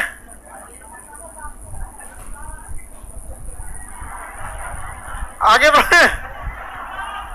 यह इस शायरी टाइप का सवाल पूछ रहा है, नदियों को रास्ता किसने दिखा? आगे बढ़े, बताइए, डेल्टा के बीच के पानी को क्या कहते हैं? वितरिका। डेल्टा पक्षी के पैर की तरह हो जाता है, पक्षी के पैर की तरह, तो पक्षीपाद डेल्टा कहेंगे। क्या कहेंगे? पक्षी। अमेरिका की एक नदी है मिसिसिपी नदी, वहां ऐसा 5-5 को डेल्टा एक आउट पास बनाइए, इसलिए उसे क्या कहते हैं? पक्षीपाद डेल्टा। लेकिन गंगा नदी पक्षीपाद डेल्टा नहीं बनाती है। रीजन समझिए क्या? गंगा नदी निकलती है उत्तराखंड से। कहां से निकलेगी? उत्तराखंड से निकलते हैं, और उत्तराखंड के बाद जब वो यूपी में और बिहार में प्रवेश करती है, तो यूपी बिहार में मिट्टी बहुत नरम है, ये कठोर मिट्टी नहीं है। वहीं उत्तराखंड की मिट्टियां कठोर है, तो उत्तराखंड से जब निकलती है तो पथरीला भाग होता है, वहां ज्यादा काट छाट नहीं कर पाती। लेकिन यूपी में जितना तांडव मचाना रहता है ना, पूरा मट्टी बकोट वकोट के लेके चल देती है। अब बिहार से भी कुल मट्टी बकोट के लेके चल देती है, और जब बांग्लादेश में पहुंचती है ना, इतना ना मट्टी बकोट लेती है कि बांग्लादेश में उसका ढाल हो जाता है कम, अब चलने नहीं जाता है, गंगा नदी को चलल नहीं जाता है। कहता है कि माटी का हो तो अब कहां से ले जाएंगे हम एक बोझा, तो जहां तहां जमा करके ऐसे ऐसे निकल जाते हैं। समझ आ गया कि नहीं आ गया? बीच में क्या बन जाता है? डेल्टा। कौन सा डेल्टा? सुंदरबन का डेल्टा। कौन सा डेल्टा? सुंदर। क्या यह डेल्टा उपजाऊ होगा? बहुत ज्यादा उपजाऊ होगा। आगे बढ़ जाए, किसी को दिक्कत नहीं ना। लेकिन जब नदियों के किनारे पर पहाड़ आ जाते हैं, क्या आ जाते हैं? पहाड़ आ जाते हैं, तो नदियों का हालत हो जाता है खराब।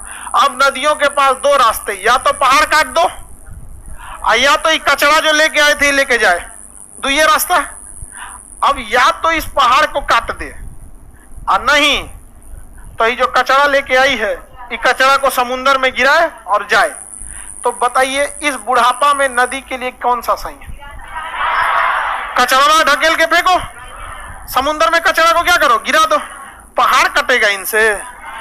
लेकिन याद कीजिए, ये वही नदी है, भी आकार की घाटी, आई आकार की घाटी। ये बहुत वक्त का पहिया है, दामाद ही आगे जाके फूफा बनता है।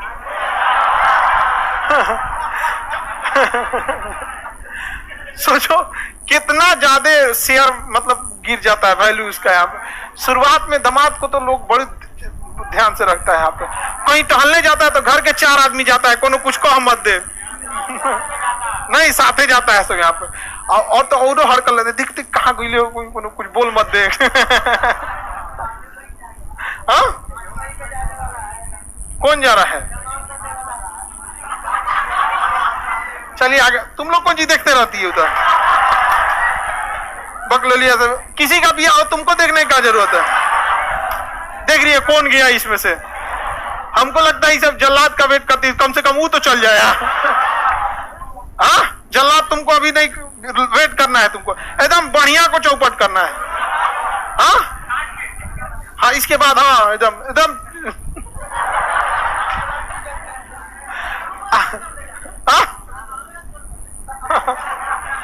आगे बढ़ते हम लोग। तो बताइए, अगर नदियों के मुहाने पे पहाड़ रहेगा तो ये क्या करेगा? गिरा देगा यहाँ पे, और ये कचरा नीचे जाके गिर जाता है। जब ये कचरा नीचे जाता है तो इसे एस्चुरी कहते हैं। क्या कहेंगे? एस्चुरी।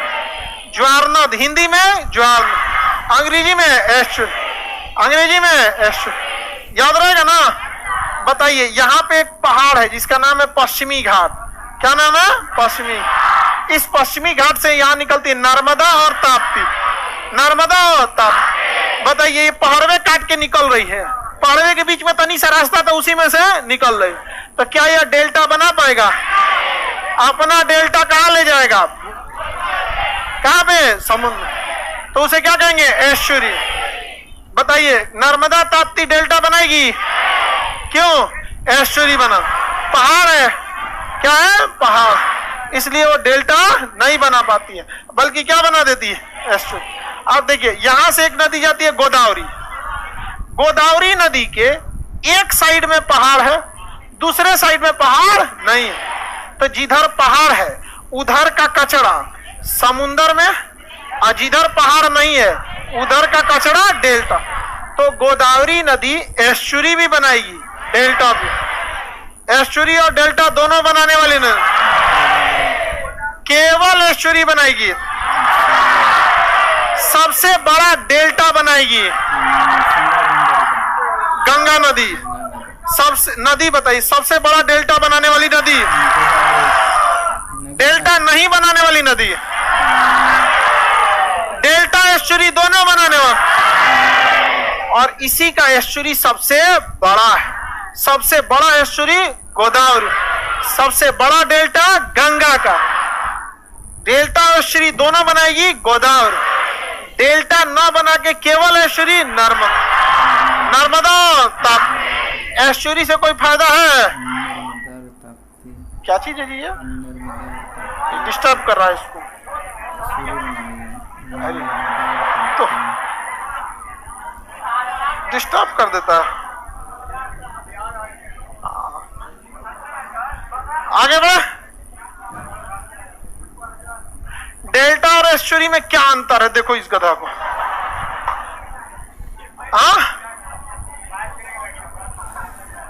मतलब अगर नीचे रखे हो तो क्या है? मुहाने पे जमा किया है, ऐसे ध के उसको समुंदर में ओल्हार दिए तो क्या हो गया? एस्चुरी। ओल्हार देने का मतलब नहीं समझ, ठेल देना, जाओ वहां पे गइल भैंसिया पानी में। वही क्या हो गया? अच्छा देखिए, अगर किनारे रहता तो पे धान बो देते लोग, तरबूजा उजबूजा बो देते लोग, नहीं बोल देते लोग, आराम से हो जाता है। यहाँ पे कुछ कुछ सब्जी तरोई नेनुआ कुछ बो दो, लेकिन ओके ओल्हार दीजिएगा एस्चुरी बना के नीचवा, तो क्या होने वाला है? कुछ नहीं। लेकिन इससे देश की सीमाएं बड़ी हो जाती है। नहीं समझ में आया? हजारों साल से ढकेल ढकेल के बनाते। गोवा में इतना ना एस्चुरी बनाया गया। गोवा किस नदी किनारे? मांडवी। कौन नदी? मांडवी। गोवा में और भी छोटी छोटी कुछ नदियां, मांडवी फेमस है। इतना ना कचरा ढकेल ढकेल के ले गई, क्योंकि मजबूरी है, गोवा में क्या है? पहाड़ है, साइड में जमा नहीं हो पाएगा। ढकेल ढकेल के ले गई, ढकेल ढकेल, इतना ना कचरा जमा कर दी। 250 से 300 सालों में इतना कचरा जमा हो गया, वो कचड़वा एकदम मजबूत हो गया। समझ में आ गया? तो उसमें भारत सरकार उसको कचड़वा को ठकुच के पूरा बढ़िया से इसे दबा उबा के उस पर बंदरगाह बना दिया, मुरमुगाओ बंदरगाह। कौन सा बंदरगाह? मुरमु। समझ में आ गया कि नहीं? उसको बढ़िया से ठकुच देना जरूरी है ना, बैठ जाए यहाँ पे दुर्मिश से, और मशीन उसीन से बढ़ के बढ़िया से बना दिया। तो हर चीज का फायदा। समझ में आ गया कि नहीं? तो किसी भी चीज की प्रॉफिट भी हो सकता है, लॉस भी हो सकता है। जमीन नहीं बढ़ सकता है। जैसे आपके घर के बगल में सरकारी तालाब है, सरकारी पोखरा, आप अपने घर का कचरा पोखरवा में डालते रहिए, डालते रहिए, डालते रहिए। 10 साल बाद तनी सा कोना वाला आप कब्जिया लेंगे, आए को कमरा बनवा देंगे मेहमान के लिए। अरे उसको गांव में आदमी धीरे धीरे कब्जियाता है। पहले वहां नाद बांध के, खूंटा बांध के 2 साल तक भैंस खियाता है, फिर वो में खोप बना के भूसा रखता है, फिर पलानी बनाता है, उसके बाद धीरे गांव में ये सब चीज देखिए ना, उसके बाद धीरे धीरे ऐसा रूम बनाएगा ना जो मकान से टच में ना हो कि कहीं को सरकार गिराइयो दे तो कोई फर्क ना पड़े। आप नहीं समझ? और अगला पीढ़ी में हमार हो लोग, ये सब होता है कि नहीं होता? तो ये एस्चुरी है, पोखरा में एस्चुरी, पोखरा में एस्चुरी, आपके घरे से कचरा निकला है तो क्या बन गया है? एस्चुरी। तो डेल्टा एस्चुरी समझ में आ गया? कौन सी नदी सबसे बड़ा डेल्टा बनाएगी? बस एक ही नदी बोलिए, गंगा। सबसे बड़ा एस्चुरी है गोदावरी, सबसे बड़ा एस्चुरी गोदावरी,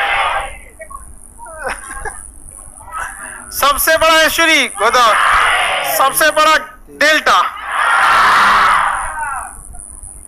नर्मदा और ताप्ती डेल्टा बनाएगी। क्या बनाएगी? अमेरिका की मिसिसिपी नदी पक्षीपात डेल्टा। कौन सा डेल्टा? पक्षीपात डेल्टा। कौन सा डेल्टा? डेल्टा उपजाऊ होता है कि नहीं होता? समझ में आ गया कि नहीं आ गया? डेल्टा बहुत ही उपजाऊ होता है। एस आकार की घाटी कहां बनती है? भी आकार की घाटी, गार्ज। आई आकार की घाटी, आई आकार की घाटी का दूसरा नाम। एस आकार की घाटी जब सीधी हो जाती है तो क्या बनता है?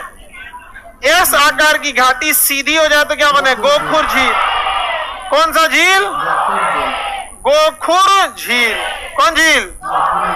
डेल्टा के बीच के पानी को वितरिका, वितरिका क्या कहेंगे? आइए क्या चीज है? डेल्टा। गिरा दिया तो नीचे क्या हो गया? एस्चुरी हो गया। किसी को कोई दिक्कत नहीं? एस्चुरी दो होके समुद्र में चल जाता है, जंतु बचता है तो निमनी करके उस पर बंदरगाह वगैरह बना के आगे की जमीन ठीक ठाक हो जाती है। समझ में आ गया कि नहीं आ गया? किसी को कोई दिक्कत नहीं? आगे बढ़ जाते हैं। नहीं तो एस्चुरी को खोद खाद के गड्ढा कर दीजिएगा। बंदरगाह का गहरा रहना भी बहुत जरूरी है, वरना अगर बंदरगाह गहरा नहीं है तो किसी काम का नहीं है। यहाँ पे जहाज की पेंदी क्या हो जाएगा? लड़ जाएगा। यहाँ पर बड़ा जहाज नहीं आ सकता। अब क्वेश्चन पूछा जाए, चट्टानों का टूटना क्या कहलाता है? घिसावट, गाद जमा होना। पर्वतों पर नदियां किस अवस्था में?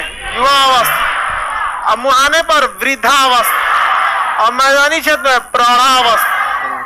हाँ, सबसे ज्यादा अपर्दन नदियां कहाँ करती हैं? हाँ, पहाड़ यानी युवा अवस्था में। सबसे ज्यादा निक्षेपण कहाँ करती है? मुहाने पर यानी वृद्धावस्था। मुहाना यानी वृद्धा।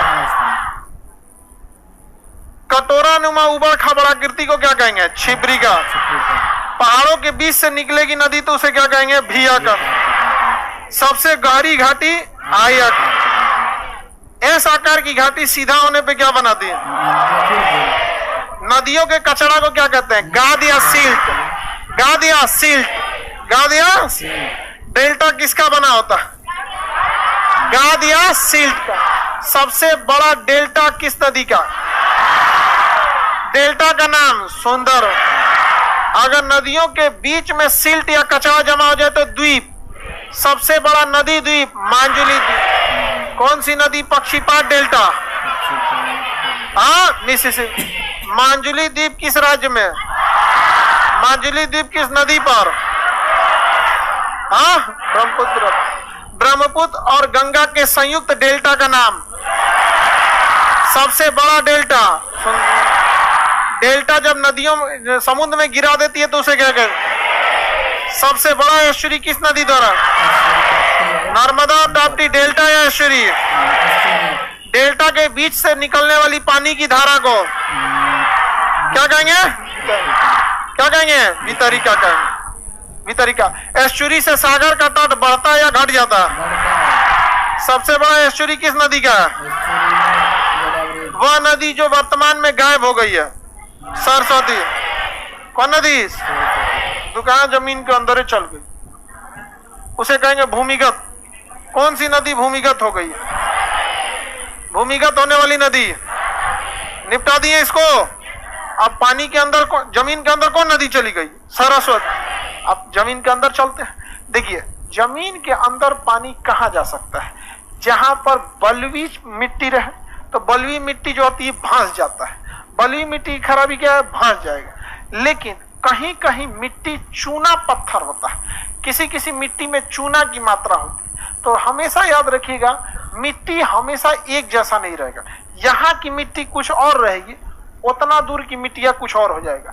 आप ही के गांव में एक टोला मिट्टी अलग और वो टोला मिट्टी अलग, तो बनावट बड़ा उटपटांग होती है। तो मिट्टियों में जब कभी चूना पत्थर मिल जाता है, मिट्टियों में जब कभी क्या मिल जाता है? चूना पत्थर। तो ऐसे जगह को काष्ठ प्रदेश कहेंगे। क्या कहेंगे? जब कभी चूना पत्थर मिला रहेगा तो उसे क्या कहेंगे? काष्ठ प्रदेश। कौन सा?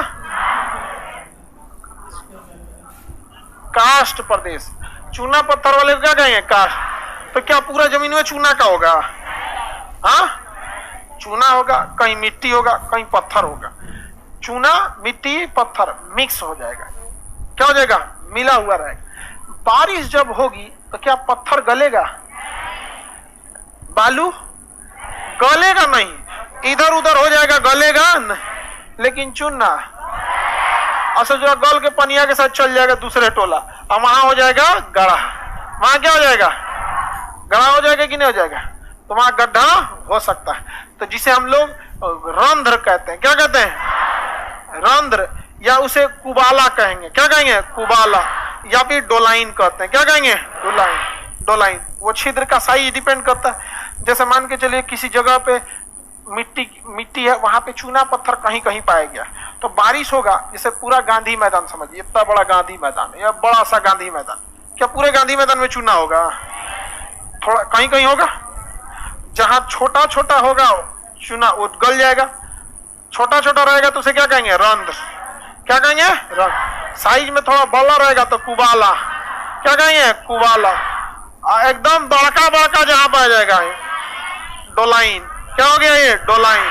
क्या हो गया? डोलाइन। तो जिस जगह पे मिट्टी में चूना की अधिकता होती है, ऐसे प्रदेशों को काष्ठ प्रदेश। इनमें अपर्दन यानी बह के जाने की संभावना सबसे ज्यादा रहती है।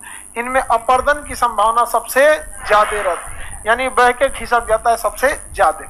जब छोटा छोटा गड्ढा बनता है तो उसे क्या कहेंगे? रंध्र। अच्छा, कहीं इतना बड़ा का चूना पाया गया, अब बारिश 1 घंटा हो गया तो गल गया ये चूना, कहाँ गया क्या पता? यहाँ पे कहीं और जाके जमा हो जाएगा। हो सकता है कोनो रंध्र को जाके बंद कर दे, ये भी तो हो सकता है। मान के चलिए इतनी सा कहीं चूना था, ये वाला चूना गल गया। क्या हो गया? गल गया। और ई वाला भी सोच गल गया, आई जाके के ढाप दिया, तो ये तो बड़का गढ़ा हुआ, और 3-4 को छोटका गढ़ा को बंद कर देगा। तो ये सब क्रिया अपर्दन निक्षेपण होते रहती है सब यहाँ। तो छोटे छिद्र को रंध्र, बड़ा कुबाला, बड़का हो गया ये। हाँ, बड़का पूरा उसमें ना छोटका गढ़ा है, उसमें लाठी डाल के डोला दीजिए पूरा, इससे तो क्या बन जाएगा? डोलाइन। समझ आ गया कि नहीं? आएगा समझ आ गया कि नहीं? और तो मीडियम साइज का तो कुबाला। क्या चीज है? कुबाला। एकदम छोटा है तो रंध्र कुबाला। रंध्र कुबाला। डोलाइन में तो बहुत बड़का भोंका कर देगा। समझ में आ गया कि नहीं? आएगा बड़का भोंका कर देगा, और इसमें से पानी अंदर जा सकता है। पानी क्या जा सकता है? अंदर। अंदर पानी जा सकता है। तो इस जहां से पनिया अंदर जाता है ना, यहाँ पर अंधेरा हो जाता है। जैसे कोई गड्ढा है, आप देखिए गांव में कोई गड्ढा रहता है, पत्थर उत्तर के बीच में पानी अंदर जाते जाता है, तो अंधेरा रहता है, तो उसे अंधी घाटी कहते हैं। क्या कहेंगे? अंधी घाटी। क्या कहेंगे? अब पानी कहाँ प्रवेश कर गया है? अंदर, जमीन के अंदर। अब बताइए ये कहां तक जाएगा? पाताल तक जाएगा कि जहां तक चूना है वहां तक? जहां तक चूना है उसको गलाते जाएगा, गलाते जाएगा, गलाते जाएगा। अब जब चूना भीगेगा ना, तो कुछ कुछ चूना गल के ऐसे ऐसे खड़ा हो जाएगा। देखिए चूना भीगेगा तो गल के ऐसे हो जाएगा, और कुछ कुछ चीनवा ऊपर लटक जाएगा। देखिएगा ना, चूना कुछ कुछ ऊपर क्या हो जाएगा? लटक जाए। तो जो ऊपरा लटक जाता है उसे स्टेलेटाइट, और जो नीचे रहता है स्टेलेमाइट। ऊपरा लटक गया तो स्टेलेटाइट, और नीचे रहे तो स्टेलेमाइट। समझ में आ गया कि नहीं आ गया? कुछ ऊपर हो गया, कुछ नीचे हो गया। समझ में आ गया कि नहीं आ गया? अंदर पानी चला गया, ऊपर गया तो स्टेले, नीचे अब बीच के चूना को गला के वो आगे बढ़ गया है, पानी गला के आगे चल, तो इसे गुफा कहेंगे। क्या कहेंगे? गुफा। ये गुफा के मुहाना को अंधी घाटी, गुफा का मुहाना अंधी, अंदर गए तो गुफा, ऊपर से लटका है तो कोई भी चीज अगर ऊपर से लटका रहे हैं तो टाइट कसना पड़ेगा, नहीं तो खोपड़िए पे गिर जाएगा। ऐसा जितना ही इसको टाइट नहीं कसा है जी, गिर जाएगा ये वाला। ये एक्रेलिक, ये हल्का सा होता है, एक्रेलिक बोलते हैं इसको, बहुत हल्का होता है। सब नकली छत है, ओरिजिनल थोड़ी है। उसमें एक आदमी चढ़ेगा तो गिर जाएगा नीचे। हाँ, रेडीमेड छत बोलते हैं इसको, फॉल सीलिंग। एक्रेलिक होगा नहीं तो जिप्सम होगा। एक्रेलिक थोड़ा सा ठीक ठाक रहता है। तो ये सब कैसे कसा हुआ है? एकदम टाइट। तो एक हो गया स्टेले टाइट, एक हो गया स्टेले माइट। बताइए, जो ऊपर है उसे और जो नीचे है और बीच के खाली जगह को क्या कहेंगे? गुफा में पानी आता रहेगा कि नहीं? हाँ, आगे बढ़े तो देखिए, छिद्र को ही हम लोग अलग अलग नाम देते हैं। लोग रंध्र भी छिद्र, कुबाला भी छिद्र, डोलाइन भी छिद्र। दिमाग नहीं लगाएगा, सब छिद्र। कौन बड़ा कौन छोटा का दिमाग नहीं लगाना, वो सब क्या है? छिद्र। डोलाइन किस क्षेत्र में बनेंगे? पर्वतीय क्षेत्र में कि चूना प्रदेश? अंधी घाटी, गुफा या कंदरा? चट्टान में गुफा बनेगा। कभी कभी चट्टानों के साथ साथ चूना पत्थर पाया जाएगा। कोई बहुत बड़ा चट्टान है, बीचों में क्या है? चूना है। बारिश झटास मारेगा, चूना गलते जाएगा गलते जाएगा, क्या बन जाएगा? कंदरा। गड्ढा अंदर तक हो गया तो शुरुआती भाग को अंधी घाटी, अंदर गया तो कंदरा। ऊपर से लटके चूना को, नीचे से लटका, इसमें बीच से पानी जाएगा। जब बारिश होगा पानी जाएगा, पानी जाएगा यहां से। कभी कभी ऐसा होगा ना कि बाहर का पानी भी इसी में घुसेगा और बाहर के पानी में चूना की मात्रा रहेगी। आप ध्यान से सोचिए, अगर बाहर में तो बहुत सारा डोलाइन बना है तो चुनवा बाहर निकला होगा, युबाला में से भी चूना बाहर निकला होगा, और यह चुनवा इस गढ़ावा के रास्ते अंदर जा सकता है कि नहीं? जा सकता है। इसमें चला जाएगा यहाँ पे। अब जब जाएगा तो सबसे पहले किधर से? अंधी घाटी। कौन से जाती जाएगा?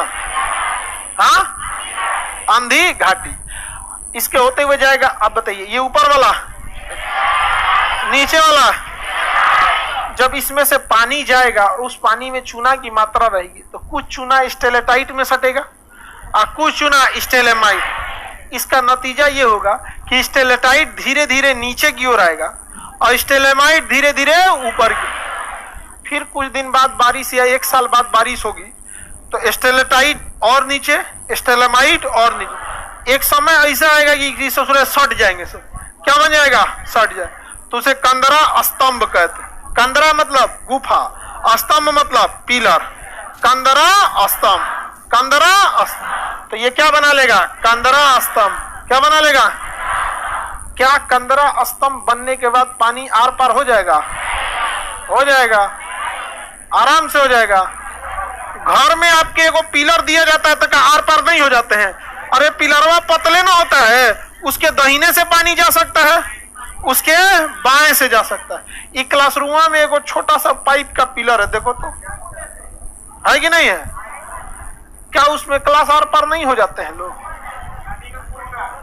नदी में पुल देखे हैं तो पाया ऐसे ना गाड़ा जाता है, क्या नदी रोक देता है वो?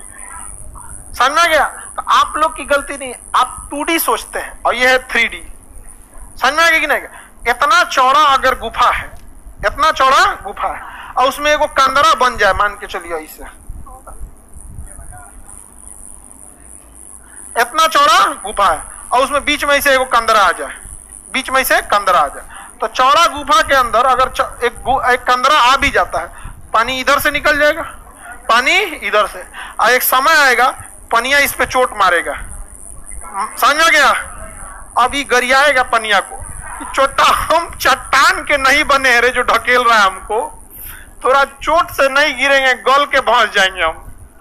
क्योंकि ऊपर वाला स्टेलेटाइट भी चूना का और नीचे वाला स्टेलेमाइट भी, वो तो धीरे धीरे सट के चुनवा बराबर हो गया।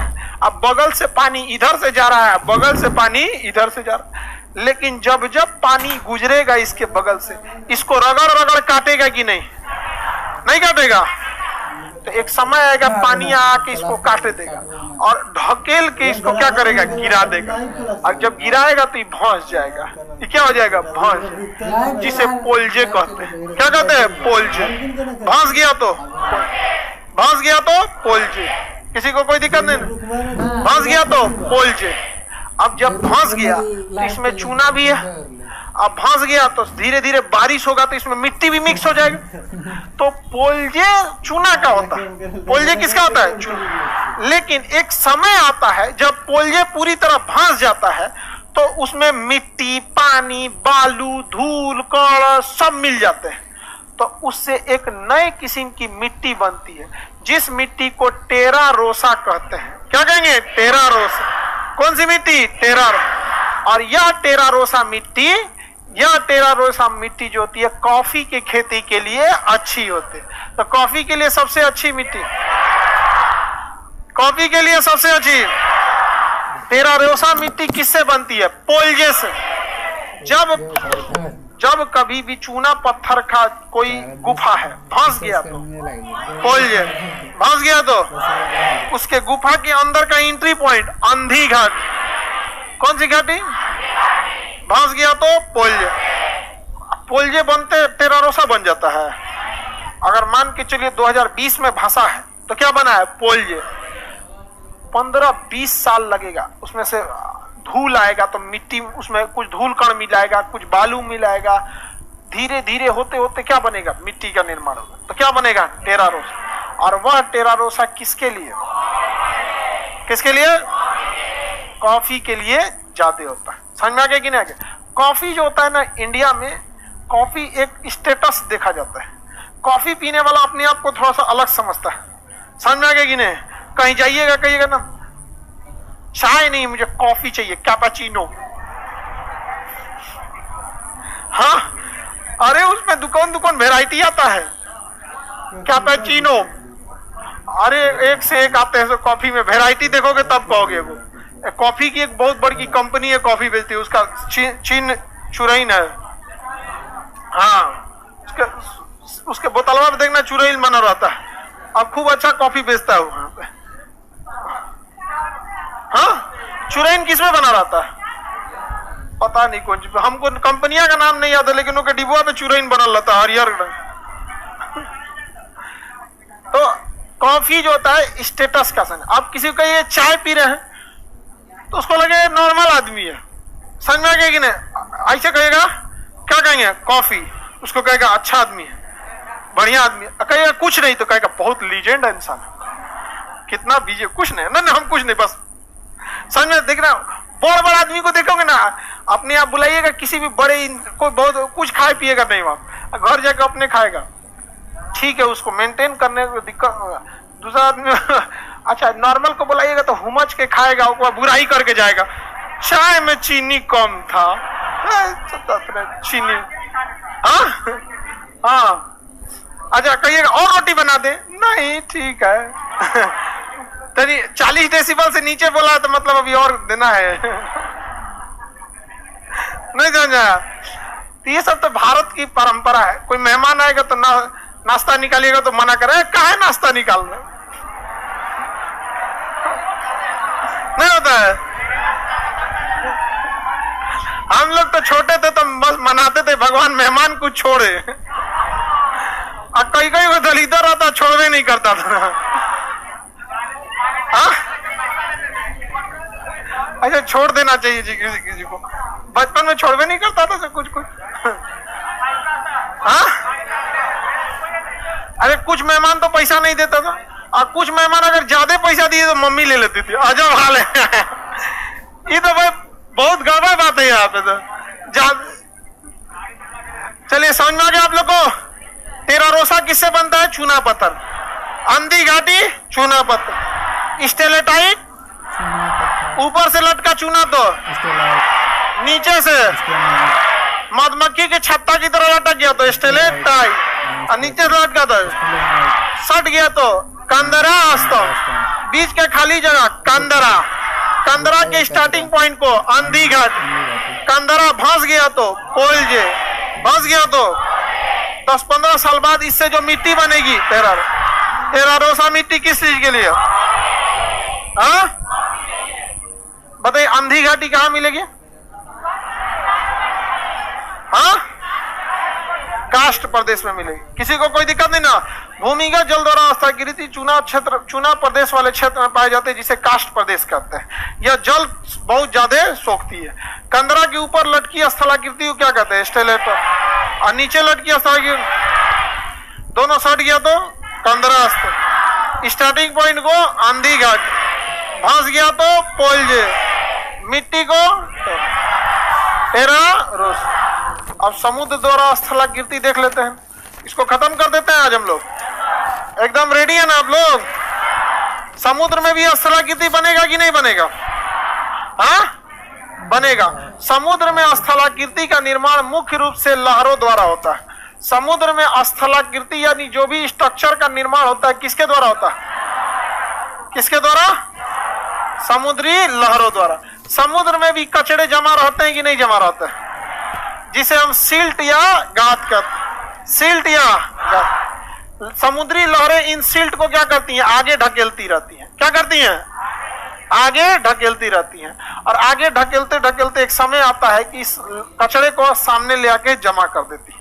इससे पानी का कुछ हिस्सा दूसरी साइड घिर जाता है, जिसे लैगून झील कहते हैं। क्या कहेंगे? लैगून झील। बताइए, लैगून झील का निर्माण समुद्र के किनारे होगा या बीच में? लैगून झील का पानी मीठा होगा कि खारा? लैगून झील का निर्माण सिल्ट के वजह से हुआ या लहरों द्वारा? हाँ लहरों द्वारा। सिल्ट रहले रह जाएगा, ढकेल के कोई नहीं लाएगा तो। अच्छा आप कहिएगा तो लहरवे क्या कर लेंगे बिना सिल्ट के? तो लहर जब उठेगा ना तो सिल्ट को बकोट के लेके चला आएगा। लहर जो है ना वो लेके चला। मुख्य कारण क्या है? लहर है। समझ गया? लहर जब समुद्री लहर आएगा ना, सिल्ट अपने से लेते आएगा कचड़वा को, लेकिन सिल्ट कभी भी लहर उत्पन्न नहीं कर सकता है। क्या कचड़वा कहेगा क्या कि आज सुनामी लाते हैं? और लेकिन लहर, तो समुद्र में जो भी निर्माण स्थलाकृति होती है किसके वजह से? लहर। किसके द्वारा? लहरों द्वारा। समुद्र के किनारे कभी कभी पर्वत पाए जाते हैं। समुद्र के किनारे कभी कभी क्या पाया जाता है? पर्वत। इन पर्वतों पर समुद्र की लहरें क्या करती हैं? हमेशा टक्कर मारते रहती है। इन पर्वतों पर समुद्री लहरें हमेशा क्या बनती हैं? टक्कर। और इसमें एक समय आता है कि इसमें क्या बना देती है? गुफा बना देती है। क्या बना देगी? गुफा। तो बताइए, समुद्र के किनारे क्या गुफा बन सकता है कि नहीं बन सकता? बन सकता है। समुद्र के किनारे गुफा बन सकता है। और ये गुफा नौसेना के लिए काफी अच्छा होता है। नौसेना अपनी पनडुब्बियों को इसमें लेके चलना। रामबिली एक जगह है विशाखापट्टनम के पास। रामबिली, उस जगह में खाली जगह, समुद्र के किनारे इसे पहाड़ है। समझा के क्या है? पहाड़। और पहाड़ में ना समुद्री लहर छेद कर दिया। तो नौसेना ने क्या किया ना, औरों में ले जाके छेदवा को क्या किया और बढ़िया से बना दिया आने जाने के लिए। अब समुद्र के पनडुब्बी रहती है, पानी के नीचे आती है, अंदर अंदर इसी के अंदर चली जाती है, ऊपर से पता नहीं चलता है किधर चला गया है। चाइना में भी है Yulin naval base. Yulin naval base, लेकिन उसकी दिक्कत ये, यूलिन नेवल बेस जो है ना वो गहरा पानी में नहीं है, इसलिए पनडुब्बियां नीचवे नीचवे आती है, लेकिन पानी वहां उथला है तो ऊपर से झलक जाता है। झलक जाने का मतलब समझते? Slightly transparent, slightly transparent. समझ गया? तो सैटेलाइट से देखने पे ना पानिया के नीचे से कुछ जाए बंदर का, वो नीचे नीचे चल जाता है, पते नहीं चलता है। समझ में गया कि नहीं? आइए वाला चाइना वाला यूलिन बेस देख ले। चाइना के पास पनडुब्बी वगैरह ज्यादा है सर। चाइना क्या करता है ना, अपने पुरनका जहाजिया को रिटायर नहीं करता, वही गिनले रहता है, ओकरो गिनता है। समझा गया? तो भारत के पास पता चलेगा 18 को पनडुब्बी, उसके पास पता चलेगा 80 को। अरे 80 को 50 को पुरान है, धकेल के स्टार्ट करना पड़ रहा है। लेकिन चाइना मनोवैज्ञानिक दबाव बनाता है, वहां मीडिया छापने से पहले सरकार से पूछती है, वहां नहीं छाप सकता। हमारे यहाँ कोई पुरान पनडुब्बी रहेगी, तुरंत वहां बिस्कन्या पर ये देखिए, नमस्कार, आज की ताजा खबर, हमारे सैनिकों की जान खतरे में। आप पनडुब्बी में देखिए पेंट झड़ गया है, चालू नहीं हो रहा है, सेल्फ स्टार्ट खराब हो गया है, धुआं दे रही है पनडुब्बी। चाइना में तो न्यूज देखा है ना, मार देगा चाइना, उदिया जाएंगे यहाँ पे, वही पनडुब्बिया से मार देगा, मार एक मार यहाँ पे उदिया जाएंगे। चाइना को इससे फायदा होता है। खैर चाइना कम्युनिस्ट देश है, वहां आप किसी के खिलाफ कुछ बोल, सरकार के खिलाफ आप कुछ नहीं बोल सकते। आगे बढ़े। मेहराब किसके द्वारा? समुद्री गुफा लहरों द्वारा। लेगून लहरों, समुद्री गुफा बीचों में कौन पहाड़ खड़ा रहता है, बीच बीच में भी क्या होता है, पहाड़ खड़ा होता है। और कभी कभी समुद्र के बीचों में पहाड़ रहता है ना, एक और छेद देता है समुद्र, आर पार हो जाता है, पनिया आर पार हो जाता है, पानी क्या हो गया आर पार। अब पहाड़ खड़ा है, अब बीचों में दरवाजा की तरफ फांक कर देता है। समझ में आ गया कि नहीं आ गया? दरवाजा की तरह क्या करता है, फांक कर देता है। क्यों कर देता है? क्योंकि वो पूरे पहाड़ में अगर बीच में जहां का चट्टान कमजोर पाया जाएगा वहां की चट्टान को लहरें मार के फोड़ देंगे। तो इसमें सब टूरिस्ट सब घूमने जाएगा सब। यहाँ पे अंग्रेजवा सबको ना तैरने उड़ने का बड़ी शौक रहता है, ये पे चढ़ के कूदेगा सब। समझ में आ गया कि नहीं आ गया? मेहराब बन जाता है। क्या बन जाता है? मेहराब। तो मेहराब किसके द्वारा? लेगून झील, समुद्री गुफा, हाँ, लहरों द्वारा बनता है। अच्छा, समुद्री जो तट होता है, समुद्री तट को ये लहरें मार मार के कोना कोना निकाल देती हैं, सही से कोना निकाल देती है, जिसे हम दंतुरित तट कहते हैं। दंतुरित तट। तो बताइए दंतुरी तट भी किसके द्वारा? लहरों, यानी जो भी समुद्र में स्थलाकृति बनेगी किसके द्वारा? हाँ, मेहराब, लेगून, समुद्री गुफा, याद रहेगा ना? तो समुद्र द्वारा भी अब बना ही सकते हैं। सिल्ट द्वारा भी बनेगा क्या?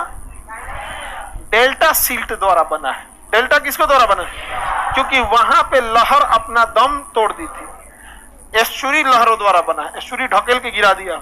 लेकिन डेल्टा सिल्ट द्वारा, सिल्टवा खड़ा होकर कहता है नदी से दम है तो अब ढकेल के दिखाओ। नदी कहता है ना हो तो बुढ़ा गई लियो, अब ना हो तो सती खत्म हो गया, ढाल नहीं है उसका। याद रहेगा ना? बताइए तो। लेगून झील का ही दूसरा नाम कयाल होता है या पश्च सागर। पश्च सागर मतलब बैक साइड लेक कहते हैं, समुद्र के पीछे, समुद्र के पीछे। ये लेगून झील काफी अच्छा होता है ट्रेनिंग देने के लिए या पिकनिक उकनिक मनाने के लिए। लेगूने झील ठीक है। यहाँ कोनो पिकनिक मनाएगा, गपाक से चल गया अंदर तो दिखते होगा, एमे तो खोजियो लेगा आदमी, कहाँ गई रे सुरेंद्र।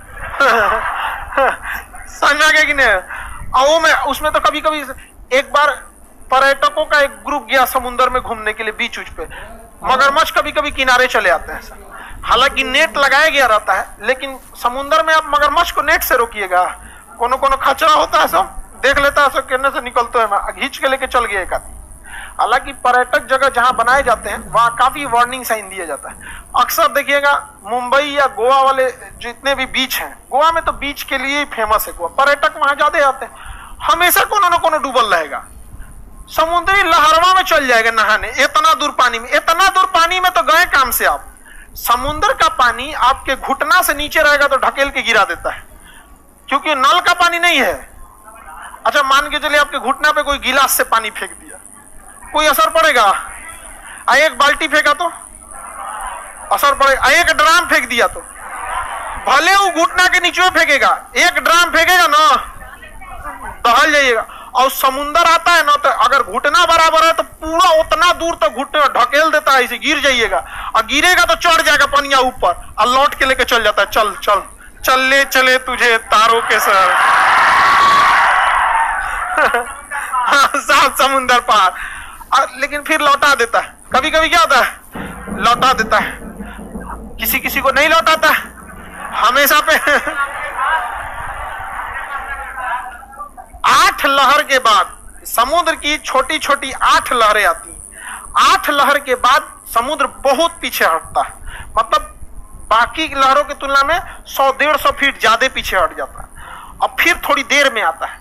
तो आप पहला लहर में घिराएं तो पहला लहर लौटेगा और फिर लौटा देगा, दूसरा में गए फिर लौटा देगा। अमूमन एवरेज अगर 7वां में पकड़े तो 8वां लहर बनेगा। मान के चलिए आप 7वां में गए, अरे बड़ी मजा आया यहाँ पे, और के बाद वो 8वां नंबर आएगा, पाक से 200 फीट अंदर लेके चल गया वहां पे। अब उसके बाद जो लहर भी आएगी ना बहुत बड़ी आएगी, उलाट पलाट के लिए आएगी आपका, उसी में कहानी खत्म हो जाएगा। निकलने के लिए कहेगा निकल निकल निकल, और बाद देखेंगे उल्टा निकल गई, घाट वो पट्टी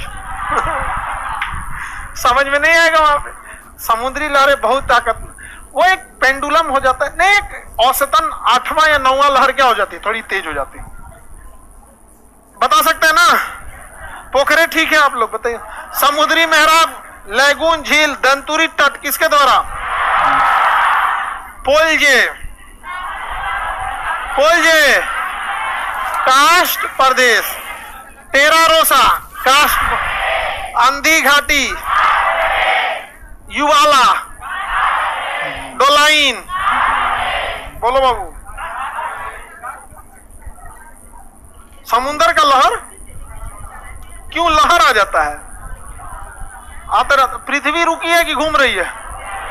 तो उसका पनिया छलकेगा। ऐसे एक काम करो, सुनो ध्यान से, ऐसे पानी ले लो इसे थाली में, ठीक है? ऐसे लेकर ऐसे घूमो, बताओ पनिया छलकेगा कि नहीं छलकेगा? बताओ पनिया छलकेगा? बस समुंदरवा का पनिया छलक रहा है। काहे छलक रहा है? हाँ, पृथ्वी घूम रही है, समझ में आ गया?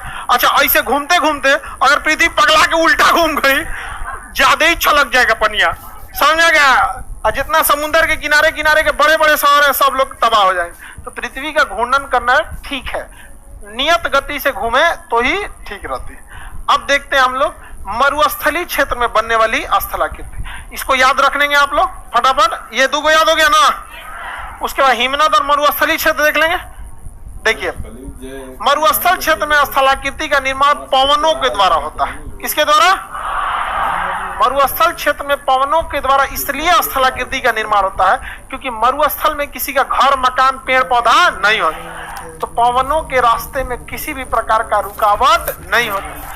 जब रुकावट नहीं होता है तो पवन बहुत तेज रफ्तार से जाती है, और जब रफ्तार तेज होता है और बीच में कोई धूल कण मिल गया तो लूह कैसे चलता है? अपने साथ कंकड़ पत्थर लेके जाता है, और खूब ज्यादा मात्रा में बवंडर उठा के कंकड़ पत्थर लेके धूल की आंधी लेके जाती है। और रास्ते में कोई दूसरे का घर, मकान, शीशा कुछ मिला, पटक देता है, धड़ाम धड़ाम फोड़ देता है। और रास्ते में कोई पुराठ पर्वत मिला तो पर्वते पे ले आके पटक देती है। तो धीरे धीरे धीरे धीरे करते करते वो पर्वत क्या होता है? टूटने लगता है। जैसे नल से कुआं से पानी निकालिए तो रस्सी रगड़ाते रगड़ाते कैसे, सेम वैसे ही। तो मरुस्थलीय क्षेत्र में स्थलाकृति का निर्माण किससे होगा? पवन। समुद्र में पवनों द्वारा क्या क्या बनता है तो समझिए। बरखान, बालू का स्तूप, देखिए बरखान जो होता है ऐसे बालू जमा हो जाएगा तो क्या हो जाएगा? बरखान। ऐसे जमा हो गया, क्या हो गया? बरखान। अब पूरा उल्टा बन गया ऐसे, तो बालू का स्तूप। तो मरुस्थलीय क्षेत्र में बरखान, बालू का स्तूप, बरखान, बालू का स्तूप। एगो छाता जैसा बन जाता है तो इसे छत्रक शिला कहते हैं। छाता जैसा बन गया तो छाता जैसा बन गया तो बरखान कहां बनेगा? मरुस्थल। छत्रक शिला, बालू का स्तूप किस क्षेत्र में? मरुस्थलीय क्षेत्र में। बालू का स्तूप मरुस्थल। अच्छा, बालू ऐसे बिछ गया। मरुस्थल में देखिएंगे ना, जैसे समुद्र की लहरें दिखती हैं वैसे आप देखिएगा मरुस्थल में तो बालू दिखेगा। फिल्म में देखिएगा हीरो हीरोइन रहेगा, अचानक गाना गाए मरुस्थल में चल जाएगा, गाना गाने दूसरे जगह जाता है। तो फिल्म में देखिएगा बतियाएगा तो घरे, गाना गाना रहेगा तो पहाड़ पे चल जाएगा, और फिर गाँव के चल आएगा। चलो चलो अब चलो, फिर फिल्म चालू करो, फिल्म चालू देखेंगे कि नहीं? तो दुकानों का गाना गाए मरुस्थलवा में लेके चल जाता है। तो लहरदार जो मरुस्थल दिखता है ना, वो क्या है? लोहियास का मैदान। अरे तुम लोग हंसता कौन चीज? झूठ बोल रहे हैं हम। ये सब देखना तुम लोग यहीं पे। हाँ, कौन चीज सोच रहा है ले जाने के लिए? मरुस्थल में ले जी तो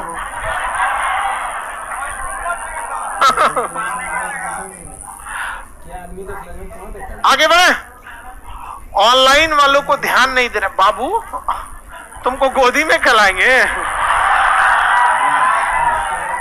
अब कैसे ध्यान दे? हम ध्यान दे तुम्हारे पे? वाह, तुम ध्यान दो इधर। मरुस्थल जाएगा ये। मरुस्थल में देखिएगा आगी उगी जला के गाना वाना गाते रहता है। यहाँ पे मरुस्थल में आग वगैरह जलाया जाता है। राजस्थान में जाएंगे ना, बहुत ज्यादा आग जलाए थे। तो हमसे एक तो बोला चलिए सर बोन फायर किए हैं। हमको लगा कोनो आदमी को हड्डी उड्डी जला दिया क्या कोनो। बाद में देखा तो कौड़ा जली ले था, लकड़ी नहीं, देहात में कौड़ा जलाया, तो उसको अंग्रेजी में बोन फायर बोलता है। तो बताइए ये क्या चीज है? लोयस का मैदान। कौन सा मैदान? लोयस का। क्या हो गया बाबू? जय जय जय। तुम्हारा तबीयत कैसे खराब हो गया? जय जय जय। जाने दो इसको, सही में तबीयत गड़बड़ लग रहा है। इधर से जाओ, वहीं से चले जाओ, वो बंद होगा। तुम लोग गधा सबको तुमको बोले थे ना, तुमको नहीं दिख रहा था इसका तबीयत का? उठ जाए, इंतजार कर रहा आएगा तो उठेंगे। वहां सब होशियार लड़का बैठे, सब बौधा बौधा बैठ गया है सब वहां पे एकदम, सब होशियार लड़का बैठेगा वहां, बकलोलवा बैठ गया है सब। आगे बढ़े। लोयस का मैदान कहां बनेगा? लोयस का मैदान मरुस्थल क्षेत्र में, याद रहेगा ना। मरुस्थल में कभी कभी पहाड़ों के बीच में झील भी बनते हैं। वो झील पहाड़ों से घिरे रहते हैं, जिसे बालसन झील कहेंगे। कौन सा झील? बालसन झील। सूख गया तो इसे प्लेया कहते हैं। क्या कहेंगे? सूख गया तो प्लेया, सूख गया तो प्लेया, सूख गया तो बालसन झील या प्लेया। तो बालसन झील कहां बनेगा? बालसन झील कहां पे? अजमेर का आना सागर झील कैसा है? बालसन झील। कौन सा झील? चारों ओर से पहाड़ों से घिरा रहे। सांबर झील, बालसन झील, चारों ओर से क्या रहेगा? घिरा। अगर ये सूख गया तो इसे क्या कहेंगे? प्लेया। सूख गया तो याद रहेगा। बताइए बरखान कहां बनेंगे? बालू का स्तूप, लोयस का मैदान, छत्रक शिला, छत्रक शिला, मरुस्थली क्षेत्र। मरुस्थली क्षेत्र में किसके द्वारा स्थलाकृति बनते हैं? पवनों के द्वारा। किसके द्वारा? पवनों के द्वारा। अच्छा, इसे चतुर्भुज के समय बन गया तो इंसेलबर्ग। इसे क्या कहेंगे? तो पहाड़ इसे टेढ़ा रोक गया तो इसे क्या कहेंगे? इंसेलबर्ग। बरखान कहां बनेगा? आंधी घाटी, आंधी घाटी, लोयस का मैदान, आंधी घाटी, बालसन झील, बालसन झील, आंधी घाटी, आंधी घाटी, पोलजे, भी आकार की घाटी। हाँ, नदी द्वारा, समझे? बस नदी द्वारा बोली। किसके द्वारा? लैगून झील। हाँ, लहरों द्वारा। बालसन झील, मरुस्थल, बालसन झील, प्लेया, मरुस्थल। सूख गया तो प्लेया। आगे बढ़े। बरखान, बरखान मरुस्थल। इंसेलबर्ग, इंसेलबर्ग मरुस्थल में। इंसेलबर्ग, छत्रक शिला, इंसेलबर्ग, छत्रक शिला। आगे बढ़ जाए। आंधी घाटी, आंधी घाटी, बरखान, स्टेलेटाइट,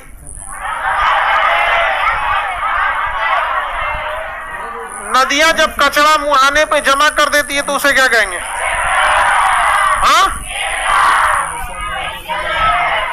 डेल्टा।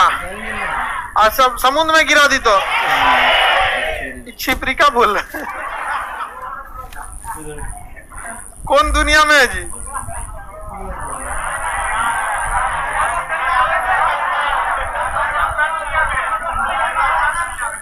मरुस्थल घुमा रहा है। जा बेचारा मरुस्थल घुमा रहा है। फिल्म में घूमेगा लोग यहाँ। आगे बढ़े।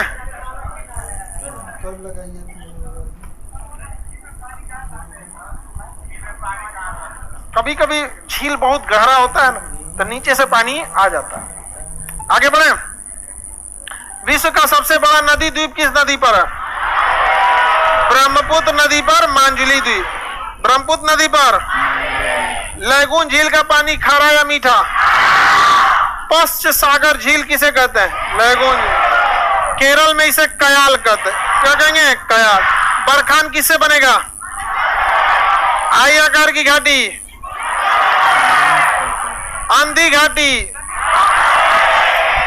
पोलजे, टेरारोसा, बरखान, एस्चुरी नदी, डेल्टा, भी आकार की घाटी, लोयस का मैदान, बालसन झील, छत्रपशिला, इंसेलबर्ग, लोयस का मैदान। समझ में आ गया कि नहीं आ गया? किसी को कोई दिक्कत नहीं ना? अब एक देख लेते हैं हम लोग बर्फ द्वारा, और उसके बाद सारा आकृति जो यहाँ पूछेगा आप लोग को बता देना। बर्फ द्वारा देख लें। कौन स्थलाकृति? बर्फ द्वारा। बर्फ द्वारा निर्मित स्थलाकृति बर्फीले क्षेत्र में बनते हैं। इसमें मोरेन, यू आकार की घाटी, लटकती घाटी और ड्रमलिन, यह मुख्य आधार है। देखिए, जब नदी पहाड़ों से गुजरती है ना बाबू, मेरी ओर ध्यान दो बाबू, इधर देखो। जब नदी पर्वतों से गुजरती है तो एकदम तलहटी तक काट देती है, जिस कारण भी आकार की घाटी बनती है। ठीक है, लेकिन जब कभी पर्वतों से बर्फ गुजरता है ना, तो बर्फ में ऐसा नहीं होता है। बर्फ में क्या होता है कि बर्फ का कुछ हिस्सा नीचे जमा हो जाता है। बर्फ का कुछ हिस्सा नीचे जमा हो, क्योंकि पानी की तरह तो बहेगा नहीं, जमा हो जाता, जिस वजह से यह लगभग यू के आकार बना लेती है। कैसा बना लेती है? यू। तो बर्फ द्वारा यू, और नदी द्वारा, क्योंकि नदी का पानी तेजी से बह रहा, वो तलहटी को क्या करता है? काट देता है। लेकिन बर्फ का पानी तेजी से, बर्फ बहता का तो बर्फ जमा हुआ रहता है, तो नीचे तलहटी में क्या हो जाता है? जम जाता है, और ऊपर से बर्फ जाता है तो ये यू आकार बना लगता है। तो यू आकार की घाटी किसके द्वारा? भी आकार की घाटी, आंधी घाटी। हाँ, देखिए, अगर कोई बड़ा सा बर्फ है, ये एक जगह खड़ा रहेगा। क्या रहेगा? खड़ा रहेगा। और कोई छोटा बर्फ का टुकड़ा इससे आके चिपक जाता है, क्योंकि गतिशील होता है छोटका वाला, तो इसे लटकती घाटी कहते हैं। कौन सी घाटी? कौन घाटी? बड़का पहाड़ से जब छोटका टकरा गया तो छोटका में लटकती। कौन सी घाटी? लटकती घाटी। आगे बढ़े।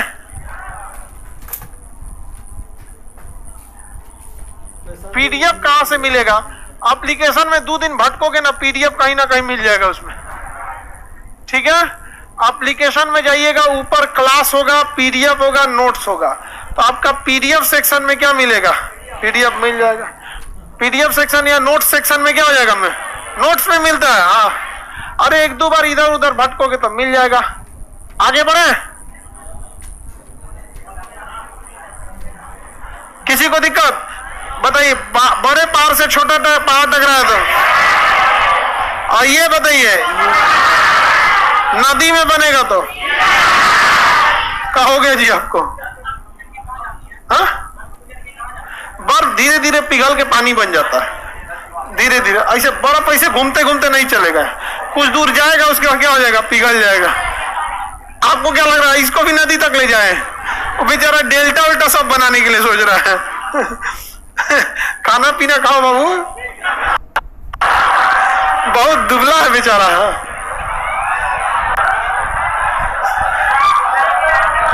दरोगा में दौड़ उड़ भी होता है, दौड़ जाओगे ना। हालांकि पतला वाला तेज दौड़ता है उधियाते हुए। यू आकार की घाटी, लटकती घाटी, मोरेन। बर्फ में देखेंगे ना, ऐसे ऐसे बर्फ रहता है खूब ज्यादा, उसी क्या कहेंगे? मोरेन। बर्फ का रेगिस्तान क्या कहलाता है? मोरेन। क्या कहलाएगा? और यहाँ जब ये बर्फ ऐसे घाटी क्या कहेंगे? मोरेन। और कहीं कहीं उल्टा बर्फ ऐसे जमा रहता है तो उसे ड्रमलिन कहेंगे। क्या कहेंगे? और बर्फ का सादा मैदान रहेगा तो मोरेन। बर्फीले क्षेत्र में देखिएगा ना तो मोरेन दिखाएगा, यहाँ पे पूरा बर्फ बर्फ है, जहां तहां पे हीरोइनवा इतनी सा बर्फ पर उठा के हीरोइन को मार देगी। अरे भाई उसमें अपडेट करना चाहिए, कुछ सुधार करना, वही मॉडल रिपीट मार रहे हैं सर। नहीं समझ में आया, गोला बना के यहाँ पे समझ में आ गया कि नहीं? तने देहात के ले गया ना, बाका चेक्का चला देगी।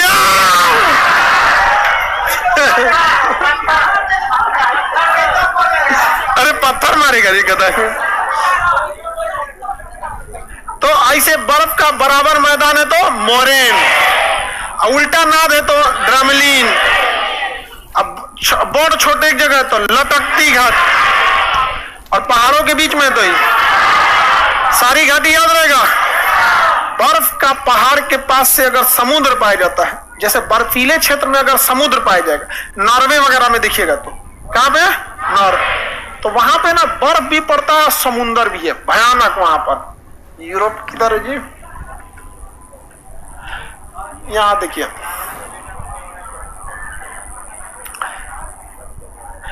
नॉर्वे ऊपर का एरिया, यहां सबसे ज्यादा ठंडा पड़ता है, बहुत ज्यादा।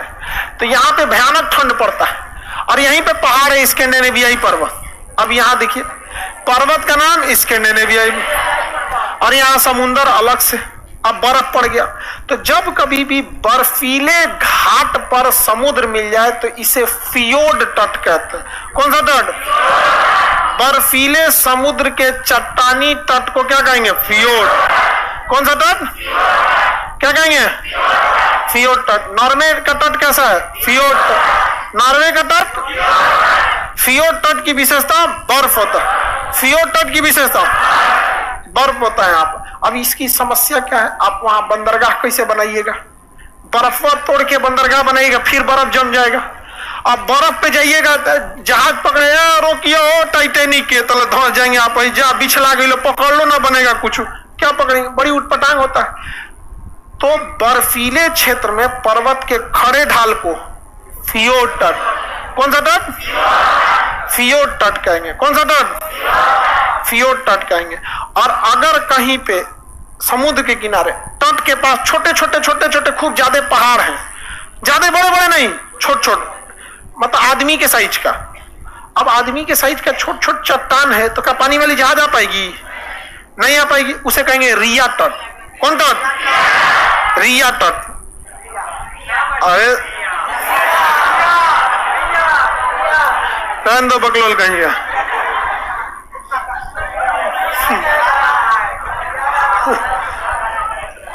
आगे बढ़े। बेरोजगार रहोगे तो इसे खाली नामे से काम चलाना,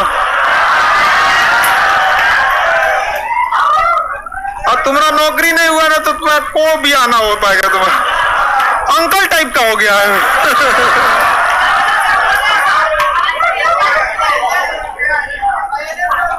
लेकिन कोई बात नहीं, नौकरी होने के बाद कोई टेंशन नहीं। अब जल्लाद को देखो कितना ध्यान से सुन रहा है। आगे बढ़ते हैं। रिया हीरोइन, रिया चक्रवर्ती ना हीरोइन है। हाँ, सुशांत सिंह राजपूत के मैटर में बड़ी हाईलाइट हुआ था मैटर। आगे बढ़े। हालांकि सुशांत सिंह राजपूत बहुत अच्छा हीरो, अब पता नहीं क्या। हाँ, आगे बढ़े।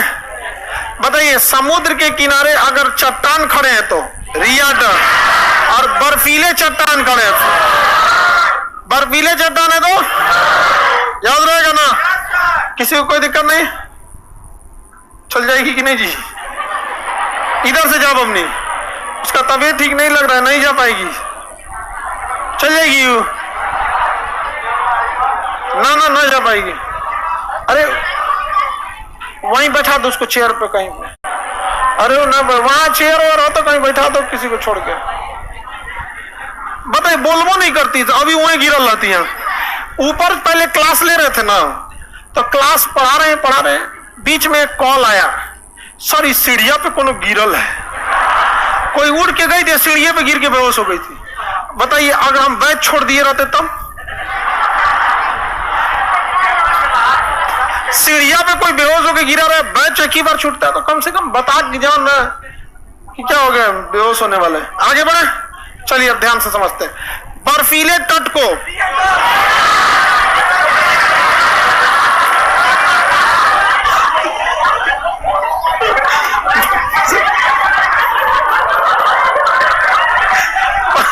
बर्फीले तट को और चट्टानों वाले तट को, कौन सा तट? बर्फ के मैदान को मोरेन, बर्फ के मैदान को, अब बर्फ का कटोरा ड्रमलीन, बर्फ का कटोरा, दो पहाड़ों के बीच से बर्फ जाएगा तो यूएस, अब बड़ा छोटा पहाड़ एक जगह तो लटकती, इसे क्या कहेंगे? इंसेल बर्फ, छत्रक शिला, बालसन झील, सूख गया तो इस मैदान को लोयस, कौन सा मैदान? अब सबके पास पीडीएफ है, इसको याद करिएगा लोग, कल हम सबसे ये पूछेंगे और कल हम आपको वर्ल्ड ज्योग्राफी स्टार्ट करेंगे, ठीक है? उससे क्वेश्चन ज्यादा पूछता है।